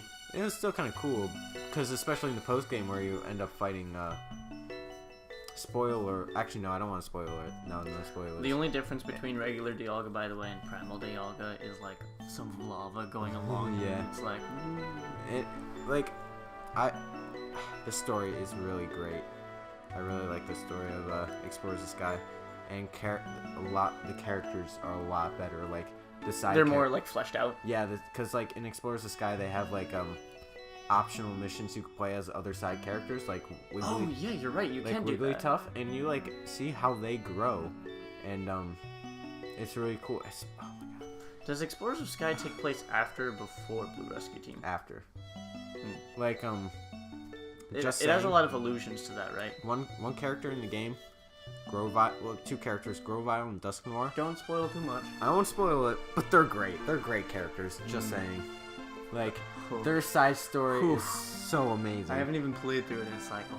I plan on doing a Let's Play of it eventually. You're probably gonna have to emulate if I'm gonna be honest. We're not. I don't think I want to pay for $200. Well, no, I have it on Virtual Console for Wii U. You're right. I just have to do overlays, which might take a while. But just saying, it's a great game. I really enjoyed it. And then Gates to Infinity, I skipped. Super Mystery Dungeon, it was good. I kind of didn't like how the new art style. I really like the pixelated stuff. Like, yeah, I do like pixelated stuff. I prefer wish it they over stuck 3D. with that, to be honest. It was still a really good game. I really like the partner and how they really, like, they twist the twist, like, it twists the ending of what you think it's gonna be. Like, if you think of other Mystery Dungeon games, it's the opposite. So Ow! I just bit my tongue. It's really the opposite, and I like how they really changed it up to like show, a difference. And I thought that was like a great. This is what I get for eating one Cheeto. It was a great game overall. All right. A lot of characters were good too. So let's see. What is your top 5 list at? Top 5 list. Explorers the Sky is up there. Definitely. My non-Nintendo game is a Ratchet and Clank game. Up Your Arsenal. I really enjoyed that. Which one was that for? It was on PS2. It was the 3rd game in the series. Mm-hmm. I played the multiplayer a lot with my brother growing up and my next door neighbor. We played that so much. Like, we would spend there hours playing that. And another game on the PS2 I really liked. I don't know if it would be like my top, like in my top 5, but like an honorable mention was Monster Rancher 4. It was one of the knockoff Pokemon games, like. Yeah, I get it. But it was still a good one. I really enjoyed it a lot. An honorable mention I've got would probably be Metroid Prime Hunters, solely for the multiplayer, because I remember I spent many summers playing with all my buddies. I had like 3 other friends that had Metroid Prime Hunters, and that's probably like the biggest collection of Metroid Prime Hunters I've seen in one sitting. But yeah, we actually had a really good time because you get a lot of variety with the character. You get like 7 characters I think to choose from, and 27 maps I think. Each character gets their own specific weapon, which other characters can also use, but the character that matches up with their specific weapon, their weapon will be powered up in one way or another. That makes sense. And each character has their unique alternate form that they can transform into. Yeah. And so the multiplayer was really fast-paced and a lot of fun. We always did team deathmatch or free-for-all, really, I guess I should say. Yeah. There were, like, if I believe correctly, there were 7 different modes Jeez. That you could play with. I really wish we took the time to play those. Back then it was in 5th grade, so I wouldn't really have remembered much, but we played a lot of free-for-all, and it was just so much fun because I was playing with those guys every day of the week, basically.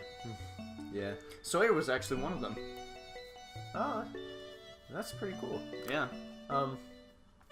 Continuing with my list, so I had list off 2 so far, Up Your Arsenal and Explorers the Sky. I always wanted to get into Ratchet and Clank, but I just never had it or played it, to be honestly, like, the PS2 games were probably the best. PS2. I only played 2 of the PS3 games, and that was Crack in Time, and that kind of diverted from the formula where you didn't play as Ratchet and Clank, it was Ratchet or Clank, which it was still kind of fun, like, I beat it, but I preferred the older games more. I actually have not beaten any of the older games, because my PS2 broke before I actually could. Oh, that's unfortunate. I played a lot of them, though. Like, I played a lot of them, I didn't beat them, but, like, I got through them a lot. Like, they rebooted the series, and it's just not as good. Yeah, I've heard that a lot from people who've played the Ratchet and Clank games. The new games, they're just like, just not what it used to be. Yeah. Kind of like Pokemon, which we're going to talk about a little bit again, because I want to talk about a broken game that I sadly ruined. Remember I was talking about that level 82 Empoleon earlier? Yeah. So, for the longest time, I never knew how to get past, like, you know how there's that island where the Battle Frontier is? Yeah. So, I never knew how to get past those two people who were standing, like, by those, like, freight containers that boats carry all the time. They're like, you can't pass here unless you've got all Pokédex entries, like, somewhat filled out. You just have to see the Pokemon. And so, I'd seen all but one Pokemon. Which one was that? It's either Finneon or Luminion. It's the evolved one. Manaphy? Oh, wait, no. Oh, Is it yeah. Luminion or... Oh, yeah, Luminion. Yeah, so Luminion was the last Pokemon that I had to see in my Pokedex. And I didn't know how to do it. Years later, I figured out all I had to do was use a Super Rod on that island. So what I did was I borrowed my buddy's action replay to go past them. I was like, walk through walls, I'm unstoppable. You know what I did? What? I corrupted my save file. Oh. I corrupted that save file. Yeah, the sucky thing was on purpose. The only time my save file was corrupted was on Emerald, and that was an accident. It was like the game was over when I returned about it. It was already running dry, so I was already running the risk. Of that corrupting, so that happened. I was very sad about that.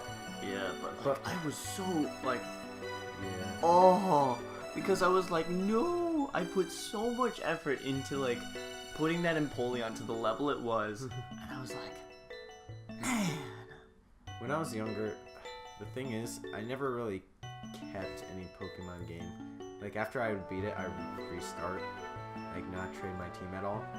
Like, I didn't really get attached to my team at all. That's why I don't really remember my first team I've ever had. Really? Yeah, I just remember I started with it. Like, the earliest memory I've had was with Pokemon Sapphire, and I chose Mudkip, spent all my money on Pokeballs in Pelberg, and that's as far as I remember I got. I remember from my first team, I had the level 82 Empoleon, a level 28 Pink Gastrodon, level 18 Staravia, and I don't remember the other three. Yeah, I really did not. It was so unbalanced. It actually took me a while to actually go back through and beat Sapphire. Like, I already beaten Pearl before I actually went back and beat Sapphire. Like, I totally forgot about it. I was like, oh, I'm playing Pearl and Leaf Green so much that I just didn't remember to play it. So, yeah. What do you have listed on your top list? Do you have 3 listed on? Let's see. Let's do a recap. Explores the Sky and Up Your Arsenal. That's all I really listed off so far. You had one honorable mention. Yeah, that was Monster Rancher 4. What are your last 3, would you say? Probably the game I spent the most time with ever was Animal Crossing New Leaf. I really enjoyed that game. Oh my It gets goodness. boring after a while. I played it same town. You leave your town to die. I've had the same town for 2 years. Not touched it, I bet. I played it straight for 1 year. And then That's gotta lead to some burnout right there. yeah, like there was like a month or two, not together consecutively, but like the month of July I didn't really play in October. Yeah. But I started picking up again like this year recently, and I think that's definitely more of a game for hardcore players who will like religiously play every day. like I started playing again this year after the new update came out. I played for like a couple months, maybe like a month. Did it like add like enough for you to stay interested? Yeah, they added the 2 new mini games that you could play, so that kept me occupied when I just felt bored. Hours upon hours. Of The amiibo mini-gameplay. functionality was fun. I thought that was cool. Which you can now use with your new 3DS that you got. Yeah, that's the only reason I wanted to get a new 3DS was so I could do that. Amiibo functionality. I think the 2 biggest reasons I got my new 3DS was Virtual Console for SNES games, so I could play Super Metroid mostly, and Amiibo functionality because I didn't want to buy an NFC reader. Yeah. That's dumb. Yeah. Sorry for anyone who does have those, but I'm sorry. It's just like it's dumb. It's Like dumb. I was thinking of getting one of those, but I was like, Nah. my 3DS XL already had like a couple dead pixel in it and like a scratch. on Yeah, the at that screen, point so it's I was- like, I think it's just time to get a replacement. Yeah, it was like I was like, I should just get the newer version. Like I got the cool looking Galaxy version. Yeah, that thing's actually really nice. Yeah. So I was like, it's not red, so it doesn't really match my case like my other 2DSs did. So 3DS's did, so yeah, whatever. Let's see, you got 3 on the list. Yeah, Now you just need 2 more. 2 more. Oh, that's hard.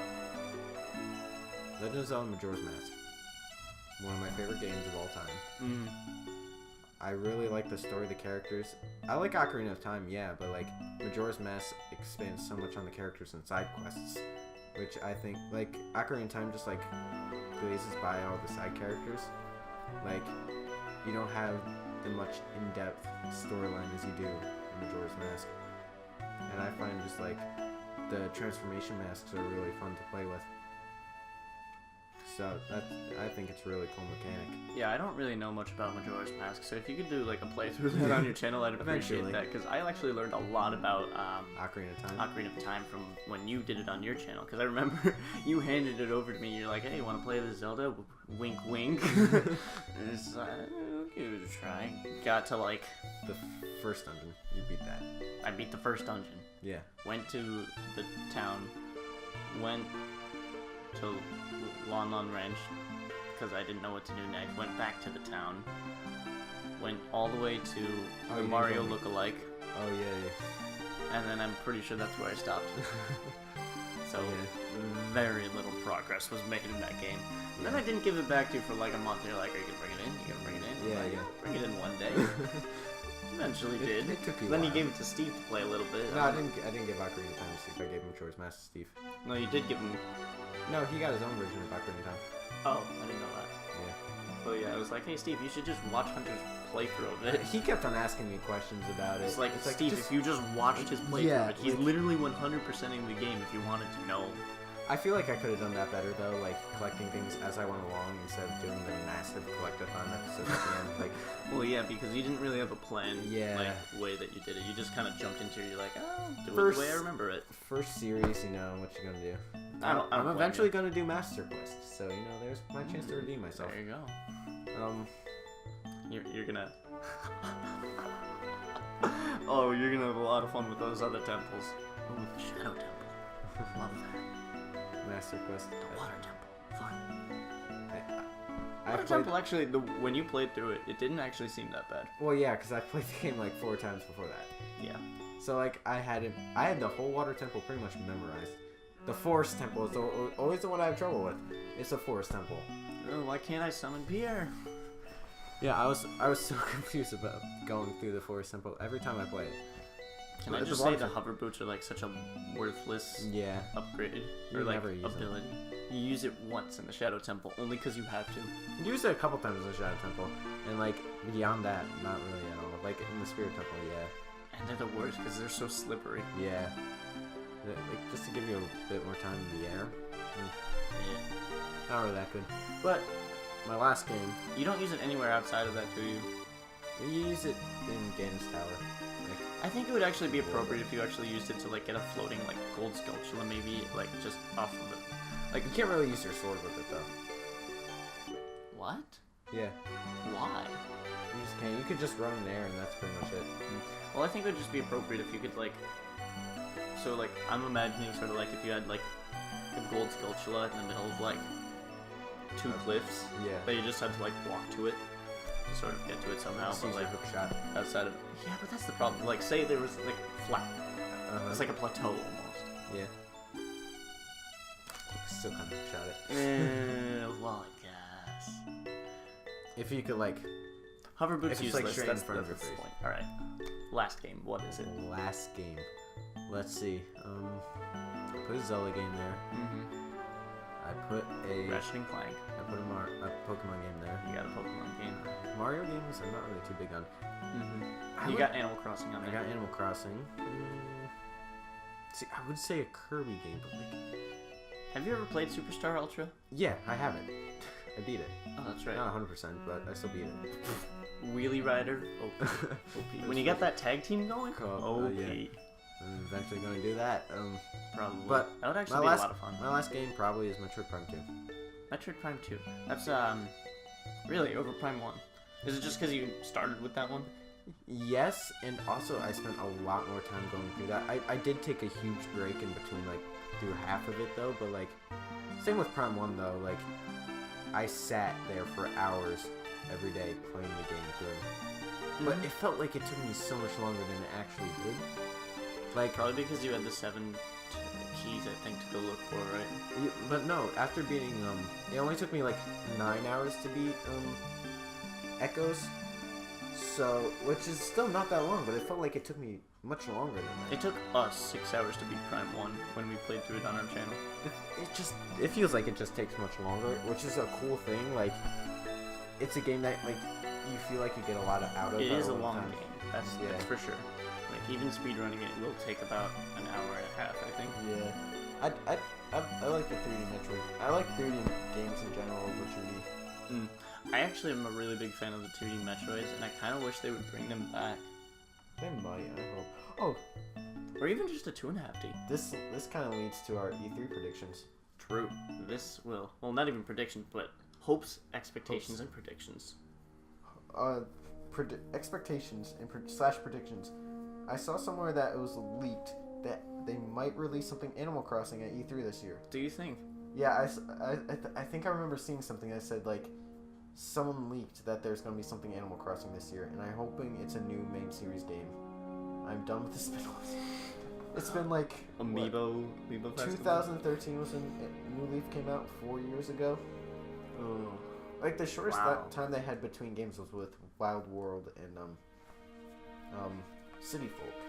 Which is why I think City Folk didn't do as well, because most people were still invested with their Wild World towns. That makes sense. But they made it so you could transfer your town from Wild World into City Folk. What do you think about that? Do you think that was a smart move? Yeah, I think it was a smart move to get people who had already had Wild World to get the City Folk. But still, people were like, I really don't want to buy the new game just to play the same thing. Yeah, I get you. They still added the city and stuff, which I thought was cool, which expanded upon it. You should be able to, like, build your own, like, towers and apartments, I think. That would be cool, like having more, like, they had you had control as the mayor in New Leaf, and pretty much the only building you could really choose to where to put it was the cafe. And See, I think you should, from what little Animal Crossing experience I know, I think you should be able to, like, have a multitude of, like, different buildings to choose from. yeah, And I think you should be able to, like, start off with, like, a small apartment complex, but as you, like, grow the thing your, is, Animal like, Crossing your city... it's not really much of a city, it's more of a town experience. But that's the thing. For now, it's a town, but, like, what if you say it's on the Switch now? Like, how they used to have one on the GameCube, right? And the Wii. In the Wii. So, if they put one on the Switch... It would make fix the pattern, because it went console, handheld, next console. So, if they put it on the Switch, which I think would be the smarter move anyways, they should make it bigger. They should still have, like, do it like City Folk, where you could, like, go to the city separately and still have your regular town.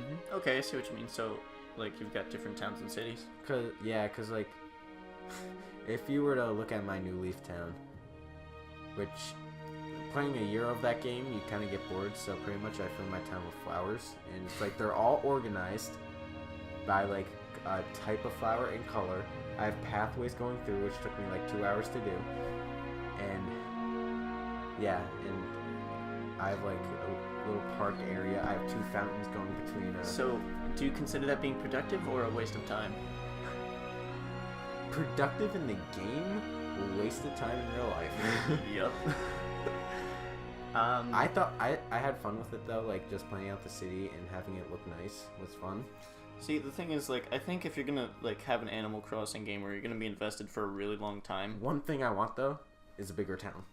That's what I'm saying, though. Like, with the Switch... Like, more space. Yeah, Cause, like, that's what I'm saying. When you get to the Switch, you should be able to have a really, like, an actual city. Yeah. You'll start it as a town, but as you progressively build it, it's going to eventually become a city. Yeah, you can and I build a think city. you should be able to add in, like, physical Roads. towers as well. Yeah, roads as Skyscrapers. well. Where you can, like, if you want, maybe you could throw in, like, a floor plan, so that way, like... Nah, I think floor plan would actually be too complicated. A little bit more... too much time consuming. Yeah. So you like have towers where you design individual apartment rooms if you want. Yeah. So like you could have your favorite villagers, but not them taking up too much space. Exactly. And so you could have like multiple people per like tower. So like maybe the tallest tower can be like up to 6 towers. Yeah. Like or, 6 rooms probably. Like not a lot. Like maybe 3 rooms per floor with like each tower with 6. I'd say like probably like 3 floors because like I feel like then it gets too much villagers in one town. Yeah, but that's the thing. This is gonna be a game that's gonna like City. say it's gonna be like a really long time because I have a feeling the Switch isn't gonna peter out anytime soon. Yeah. So this is probably gonna. I think it should be a Switch game that's continuously updated. Yeah. It's gonna be very big for space. Yeah. Do you think there should be like other towns and cities like That you incorporated could that you can travel between? Well, yeah, other people's towns and cities. Okay, yeah, I see what you mean. And then you should be able to have the freedom to expand upwards, like in a Y direction, if you know what I mean, like on an axis. Well, you can kind of do that in New Leaf with your house. Like you have a 2nd floor and a basement, but Ooh, the 2nd floor and a basement. But like, at least I think you should maybe have like 4 floors max of your house. Like upwards 4 floors. I guess having a mansion would be cool, but because like yeah, there's a lot of like furniture sets in Animal Crossing that look really cool, and that you want to have them all in your house, but you can't. Yeah, that's the problem because you like have like normal house dimensions, but you don't have like anything long or tall for that to work. So you've got a very like cookie cutter, I think, kind of. Because like all the rooms in the house are square. Like if they have some rectangle rooms, that would be cool. Yeah, they don't have any unique designs or shapes. So like I if you could design your whole house like the way you want it, would be really cool. Mm-hmm. So I think that's something we should look for, or ask. Yeah, for, really. Just want what we want out of an Animal Crossing. Let's see. It would like the bigger the town, like the people who are very meticulous like me about like decorating the town with like decorations and stuff. You're gonna get a lot out of the gameplay if you can get that much customization. Like if you could customize the sidewalks and roads. If you could customize roads, I want brick roads. yeah. You know they have brick roads up here. Yeah. So in some places, so I don't see why not. I think having that style would look really cool. But you would probably need to pay for like a certain square footage or whatever for. Like it will cost money, of course. Like bells. The problem with New Leaf is like with public works projects. Like you could donate to them and your villagers can too, but they donate so little that like you have to pay for it all. So like taxes. if you're the mayor, set the taxes. If they made it so they actually donated more. If you're gonna have a really big place, it's gonna make sense that you're gonna make more money if you're gonna have many more villagers. Oh yeah, it's still gonna cost more to have more bigger stuff though. So like it kind of evens out, but I still think villagers should pay more. You know, like. All right. Yeah, I get that. Let's see. E3 predictions. You should. I think upgrading stores should also be a thing. Like the clothing store you can make bigger. That's a cool idea. Like big supermarkets or malls. They kind of have like a mall in New Leaf, but that's only like standard furniture. Yeah, but that's and stuff. the thing. Like New Leaf is very townish.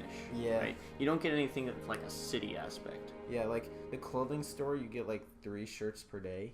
Like I feel like you should be able to upgrade that to like, I don't know, you could have like 5 shirts a day now. Like 2 upgrades to the store, like it becomes bigger. It becomes like a department store. Yeah, that would make sense. All right, that would be cool. So, what do you think we're gonna get out of our different developers? Let's see, Ubisoft, another crappy game. EA, another thing that's grabbing for your money. Yeah. What do you think we're gonna probably get more out of about Nintendo? Battlefront 2. I think Nintendo's gonna show like one big thing. That's probably about it. Mario Odyssey will be shown off, definitely. Do you think probably then they'll have like some sort of like demo footage? Maybe more Splatoon 2 and Splatoon 2. Arms. They're supposed to have a Splatoon 2 tournament there, right? No, just a Splatoon tournament.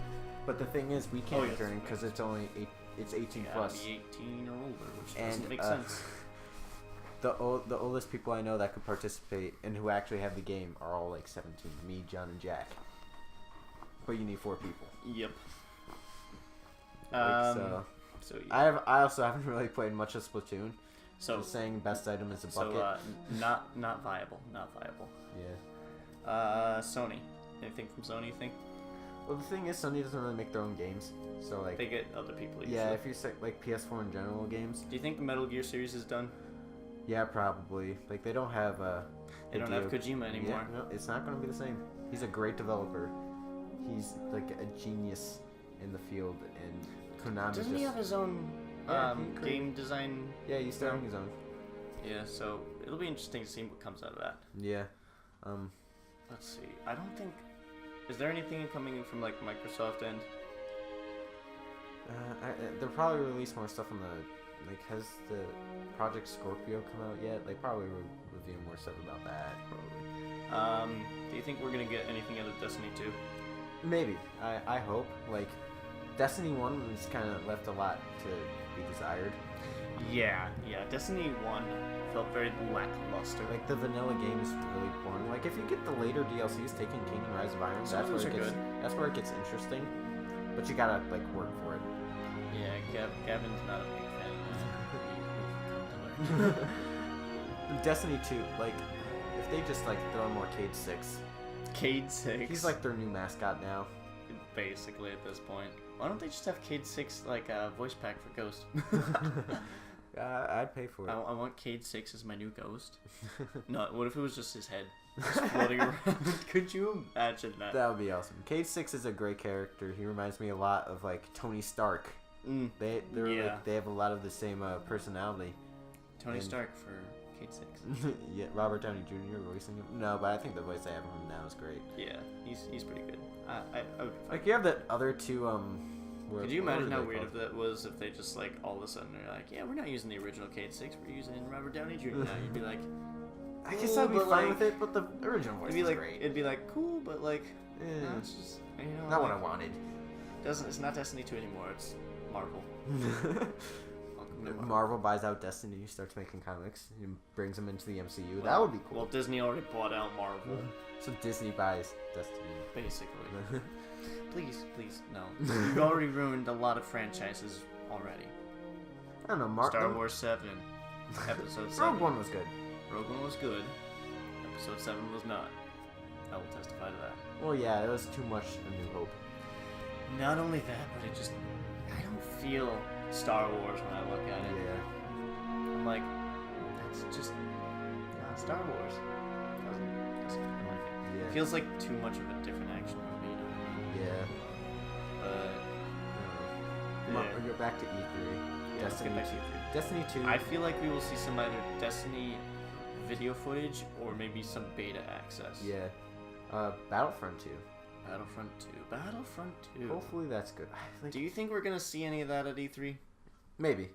Battlefront 1, I want to get the expansion pass for. I should probably put... so expensive to get everything for that game. I think I'm EA just going just to... like milks money for you. Yeah, but like, I think I should just send Battlefront 1 back to GameStop. Get my $7 out of it. Mine was digital. Oh. Yeah. Like the Death Star DLC for Battlefront 1 is really cool. Like you go from like a space battle, like destroying a Star Destroyer, like, or Battlefront 2, and like the original Battlefront 2. Then you go and you go to like in the Death Star protecting R2, and then you go into the trench run. You gotta protect R2-D2. Like you have to take control of him and bring. It's like capture the flag. Oh, that's actually kind of cool. And then you do a trench run. Oh, with a ship? Yeah, like that's cool. Yeah, I was like, I need to get this DLC. Is this in Battlefront 2, the new one coming out? No, the first one. Oh, the first Battlefront 2. No, the first Battlefront for PS4. Like, Okay.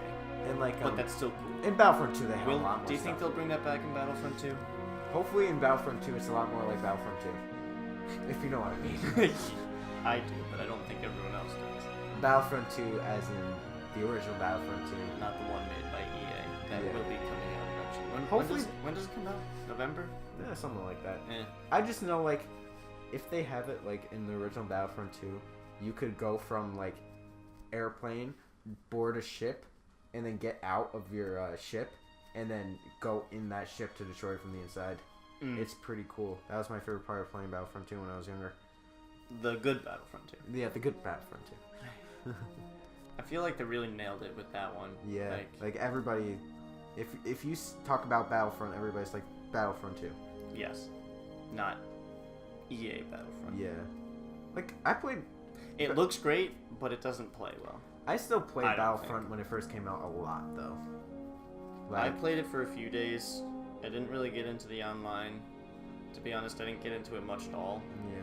We only played a couple of times. Yeah.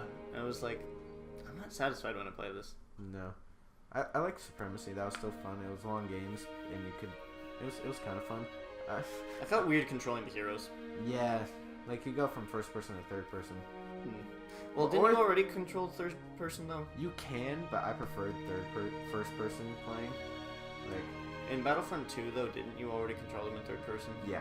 I never played Battlefront 2, but I definitely, like, I've seen gameplay of it, and it's like, yeah, this is way better. Yeah. Like, the maps, I think, are a lot cooler. It's really like, cool. the settings. It also Okay, covers but all I've six got to moves. admit, like, I think Endor, I think you can play on Endor, like, where it's, like, you're going all through. It looks kind of like Battlefield 1, in a way, kind of, with all the trees. The Battlefront or the old Battlefront? No, Battlefield 1. Oh. In a way, it kind of reminds me of, like, one of the, like, ones where you're in the forest. That's probably my favorite one, where I actually kind of like that, because it's really close quarters, and Like, you can no. get into the action relatively quickly. Endor in Battlefront 1 or Endor in... Battlefront by EA. Okay, yeah, Endor is probably my favorite map. They released another one where, like, everything's on fire, too. Really? Yeah, and it looks really cool. Maybe they really stepped it up with their expansion pass. Yeah, I don't know. but it's just I costs kind a of lot stopped money paying for it. attention to the game once they, like a month after. It just costs too much money for it to buy all the expansions. Yeah, that's the problem. Let's see. Other games? I don't think so. I think E3 is gonna be kind of lackluster this year.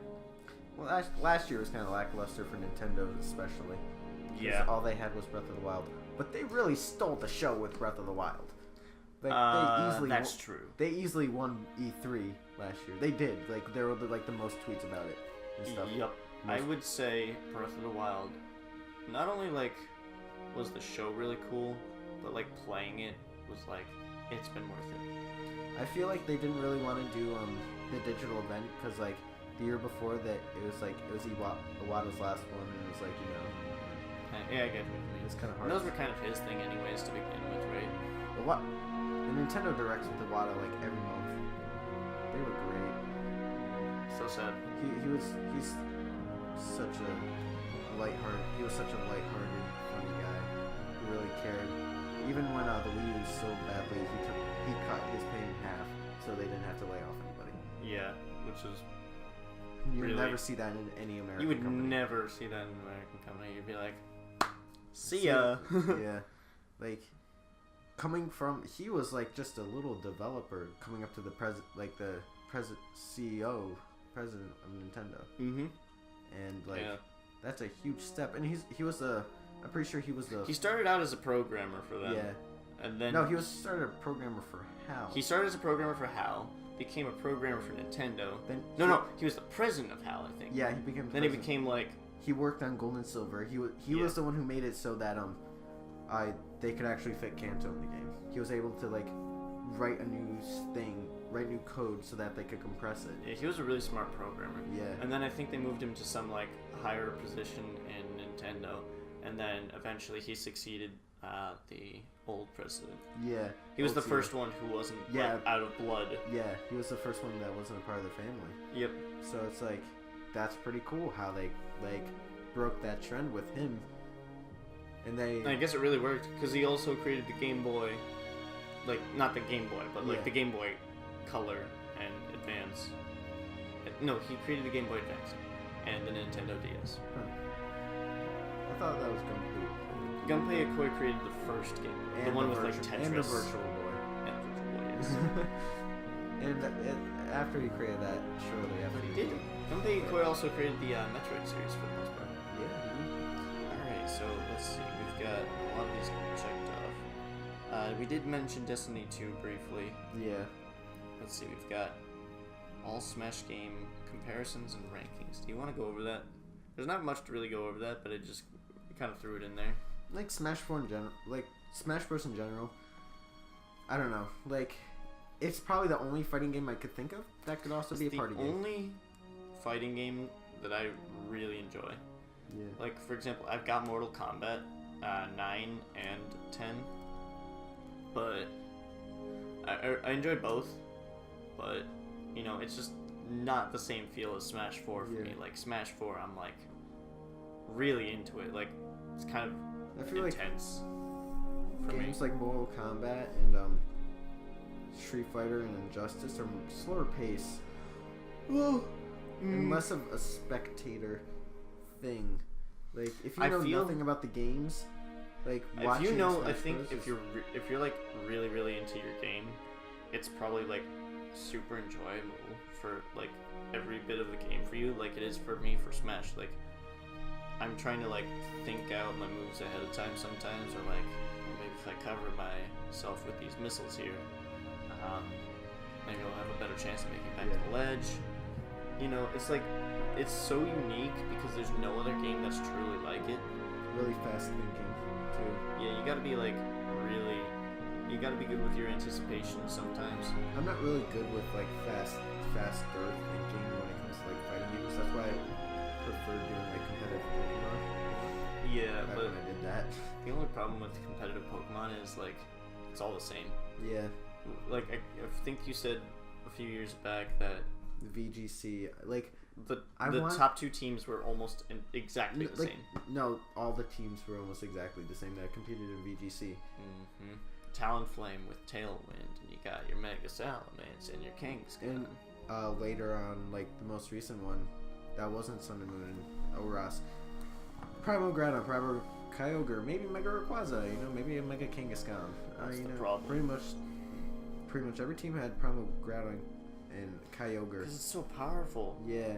So it's like, it's not uneven. That's why I prefer playing with Smogon rules, because you at least get the chance to, like, if you build an NU team or an RU team. Well, no, Smogon rules don't even necessarily mean you can't play with legendaries. Well, yeah, but if you say no Ubers, like, it makes it a lot more fun. Like, yeah, because you really get to bring out those Pokemon that, like, you never use. Yeah. Like, the Pokemon that are actually kind of cool. Like, I actually get to bring out, like, a Bisharp. Yeah. It's like, I get to play with my Dawn fan that I worked hard to build up. Isn't it funny how we always come back to Pokemon no matter what we talk about? Like, we were originally talking about Smash, and now, like, we're back at Pokemon. Alright, I'm gonna do a ranking of the 4 games. I'm not including Project M. So just, like, Smash 4's 3DS and Wii U together? Yes, those count together. Because if they were a thing together, it'd be Smash Wii U, blow it out of the water, obviously. So let's see. Coming in at number 4. Probably Smash 64. Yeah. It's like... It's just starting the series, so cool. clunky. So clunky. Yeah. They didn't really have a lot of things. It's outdated is the thing. Yeah. It's cool how it started it all, but, you know. Yeah, it's like, I think it actually turned like 26. Yeah, it's a old game. Yeah, like a few more. It's not 26. Not 26. 16? Yeah, it's pretty old. I think it's 16, like, in April. Because Pikachu wasn't in Pokemon's 21 years old, so it can't be 26. Yeah. So let's see. Smash 64 comes at number 4. Let me guess, Brawl. Brawl comes in at 3. Let me guess, Melee. And then Melee solely because of the competitive scene. Yeah. And then Smash 4 because, like, that one is, like... It's, like, the easiest to get into. It's the easiest to get into, and it's not overcomplicated like Melee is. Yeah. And it's not dumb like competitive Brawl. Sorry to any of you competitive Brawl players out there, like the 20 of you. But I'm sorry, but one stock only? Me back in middle school, I wanted to play competitive Brawl. I wasn't good enough, but I thought I was. I think I have a small chance at competing Smash 4. Small chance. I'm sorry, but like after getting wrecked by that one Yoshi in online play, I'm like, maybe not. Well, I might just have to reevaluate everything. I mean, I did get close to beating it one time, but you know, it's just it's hard. If it was in a tournament, I would have lost to that Yoshi.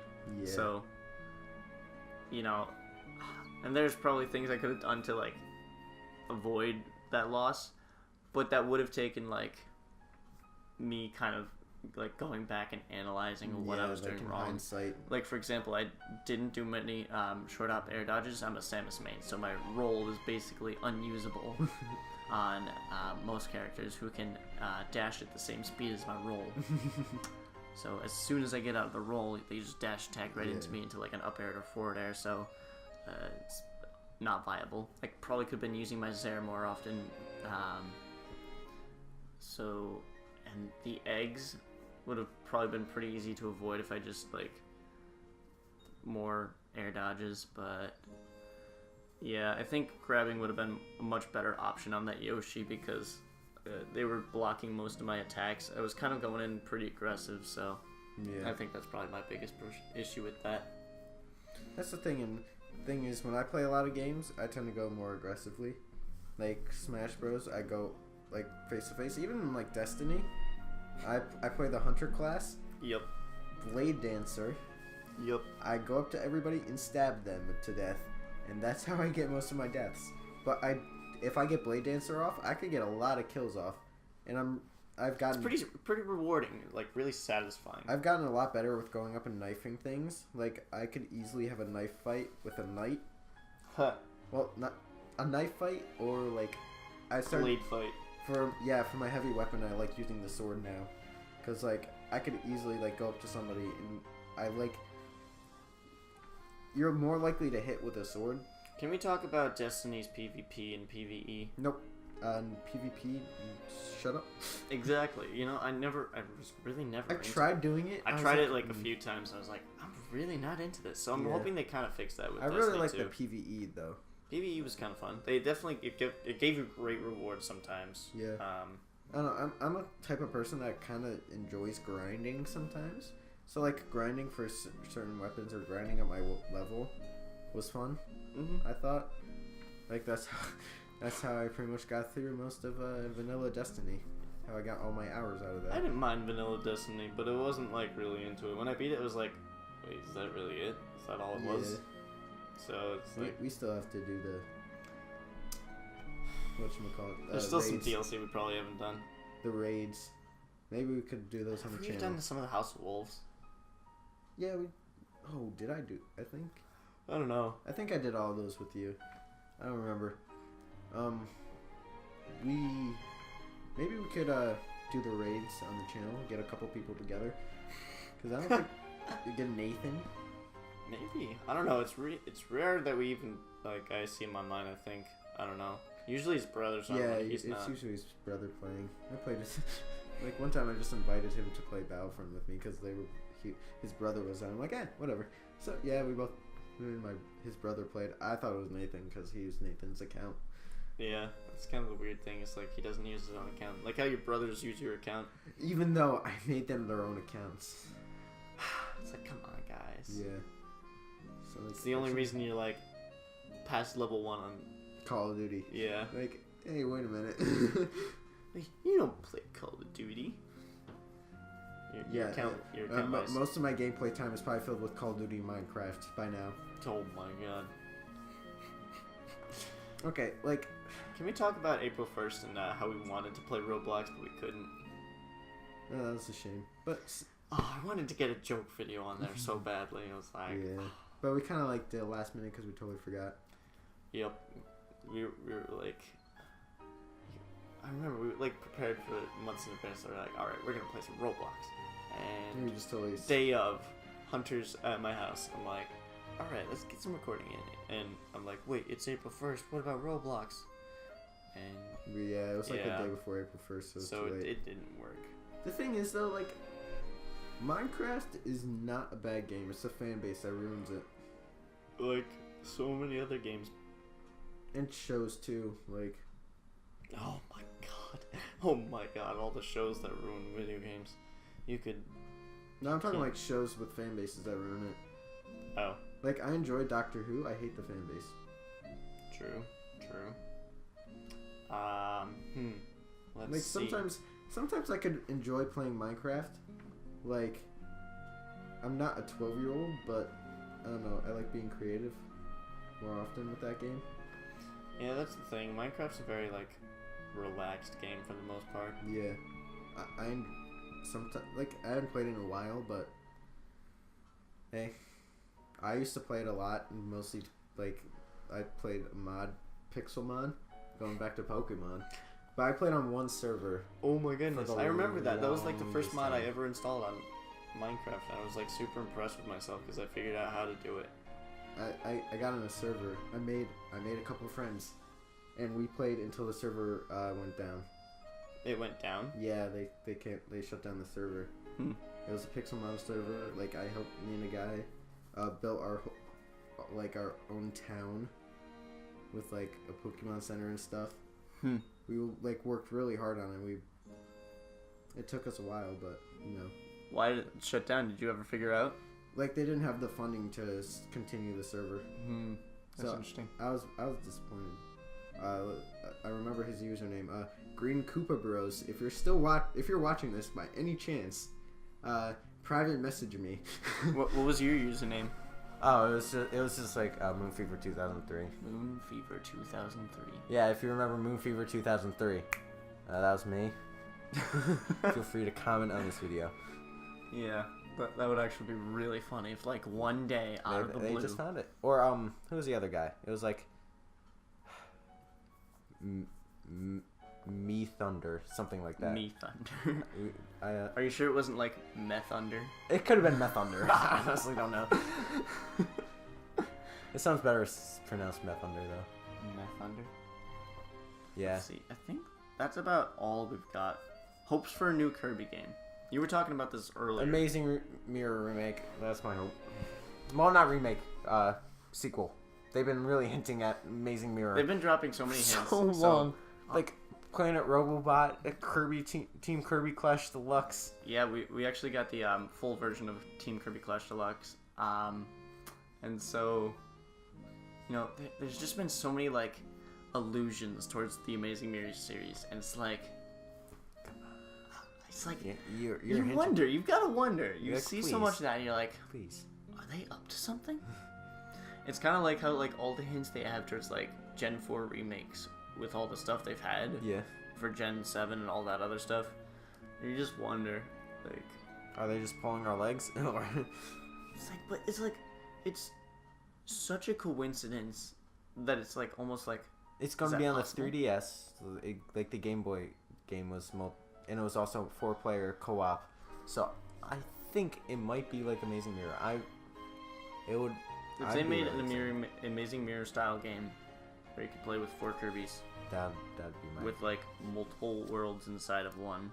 Yeah, like the like original a continuous... The original Amazing Mirror was like a Metroidvania type game. It was huge, but it was, like, really cool. Really good.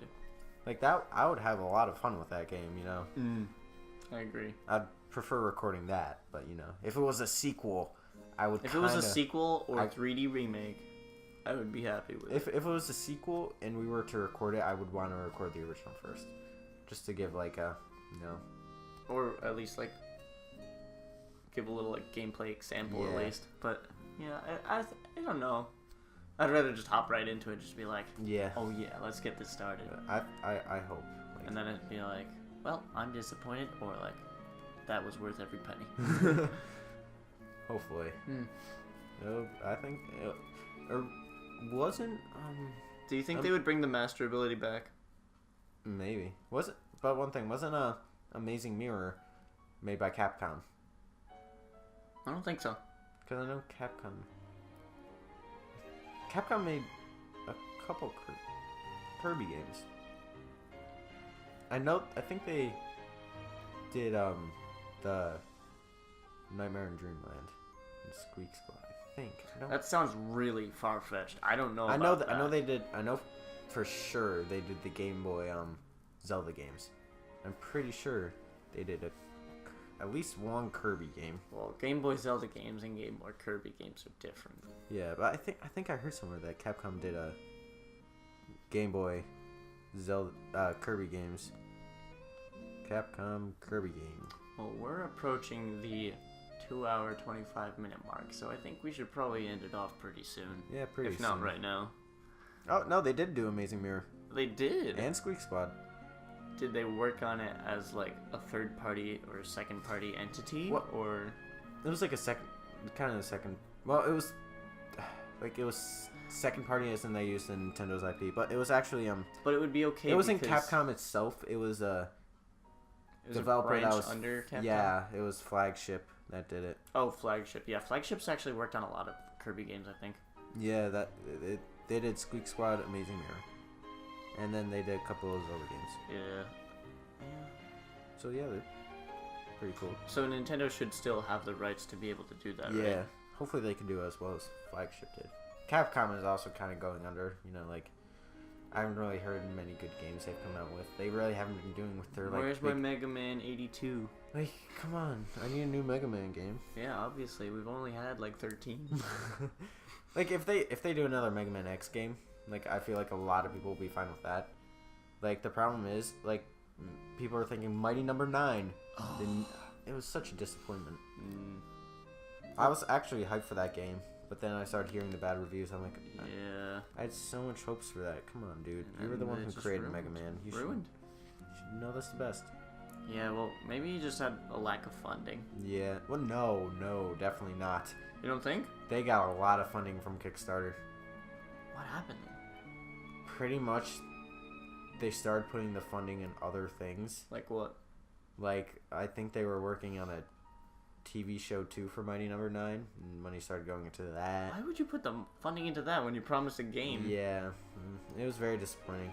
Well, I doubt it was the actual developer who, like, Yeah. had an influence on where the money went. They probably had someone else for that. Yeah. But that's what happens. I when- still had high hopes for that game, and it's kind of disappointing. Do you think they'll ever, like, fix that mistake? Hopefully. If not, hopefully they bring the guy who invented Mega Man back to make another Mega Man game for Capcom. We need more Mega Man, man.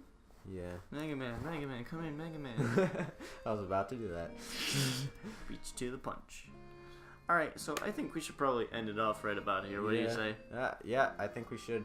Yeah, it's pretty long episode if you ask me. Well, it's a podcast. Well, yeah, I mean, this is supposed to be something you just kind of listen to in the background anyways. Only if I could keep this much talking up in my Ocarina of Time videos. Yeah, well, it doesn't help that you've only got one person yourself. I don't know, like solo commentary is kind of hard, and you know, practice. Yeah, even if you get a lot of practice though, you don't really start getting into it like until like a year afterwards. I don't think of doing it consistently. Even like a couple of YouTubers I watched, like their first couple of videos, they did their first like series. They're pretty much just like what we've done. Yeah, it's like, you know, not everybody is perfect. You know, it takes people time to work on this stuff. It does. And hopefully we could get better, and you know, grow as a channel, as our channels. I would be happy if to one day like get in the thousands for like a subscriber count. Yeah. That would be pretty cool. Right now our goal is 100 subscribers. Yeah. Or more like 50. Because we're still like 46. Yeah. I don't know. It's probably like what we post is kind of like, you know, not a lot of people. Yeah, that's the looking thing. for that. Maybe we should start posting more AAA titles. Yeah. Like or clickbait. You know, that always works. Mario Party 2 has worked a lot for us. Like, we've gotten, like... which is really kind of surprising. The first Westernland video got us, like, 41 views. Like, Yeah. that's a lot to us, really. Well, yeah. Compared to our regular videos. I'm gonna be honest. I still don't understand how that first Metroid video has close to 148 views, I think. Yeah. 150. It's pretty high up there. I don't get it. Same with the Mario Kart, first couple Mario Kart videos. Those got pretty high, too. Yeah, I don't understand. I mean, sure, they're our first videos, but, like, they're not good. Yeah. Far from it. Yeah, those were our very first Even videos. the Blue Rescue Team video, that got so many views. How does I that don't even even have know. anything close to 50? I don't even know. Oh, we totally got robbed with that Breath of the Wild video, though. Yeah. Gosh darn it, Nintendo. Oh, yeah, can I ask you, like, how did you get your AdSense to work? Because I tried putting it on my channel, but, like, there's something wrong with the website. Every time I try to get it to work on it, never gets to the third step. I'll have to show you after this. Alright. Well, thanks for tuning in. If you made it this far, I'm impressed. The only reason we've been able to talk for this long is because it's 3 in the morning. Would you really say that's the case? Well, yeah, you know, I usually tend to talk more at night. You know, have more ideas flowing. Well, that's contrasting to me, I think. Probably. I don't know. But yeah, if you tuned in this if you tuned in for this long, Kudos. Yeah, kudos. I mean, maybe if you want to see more of this stuff in the future, you could always subscribe. Yeah. Turn on those notifications for when we do post stuff. I don't know how often we'll be doing these podcast things. They're pretty easy to do. You just need a lot of time, really, more than anything. Yeah. If you liked it, you know, leave a like too, comment, whatever you feel like, you know. We always read the comments because we don't have many people that do leave comments. So even once we get a bunch of comments, I'm pretty sure we'll read them all still. we do read the comments. I read the comments anyways, Yeah, I do for too. sure. But yeah, see you guys later. See ya.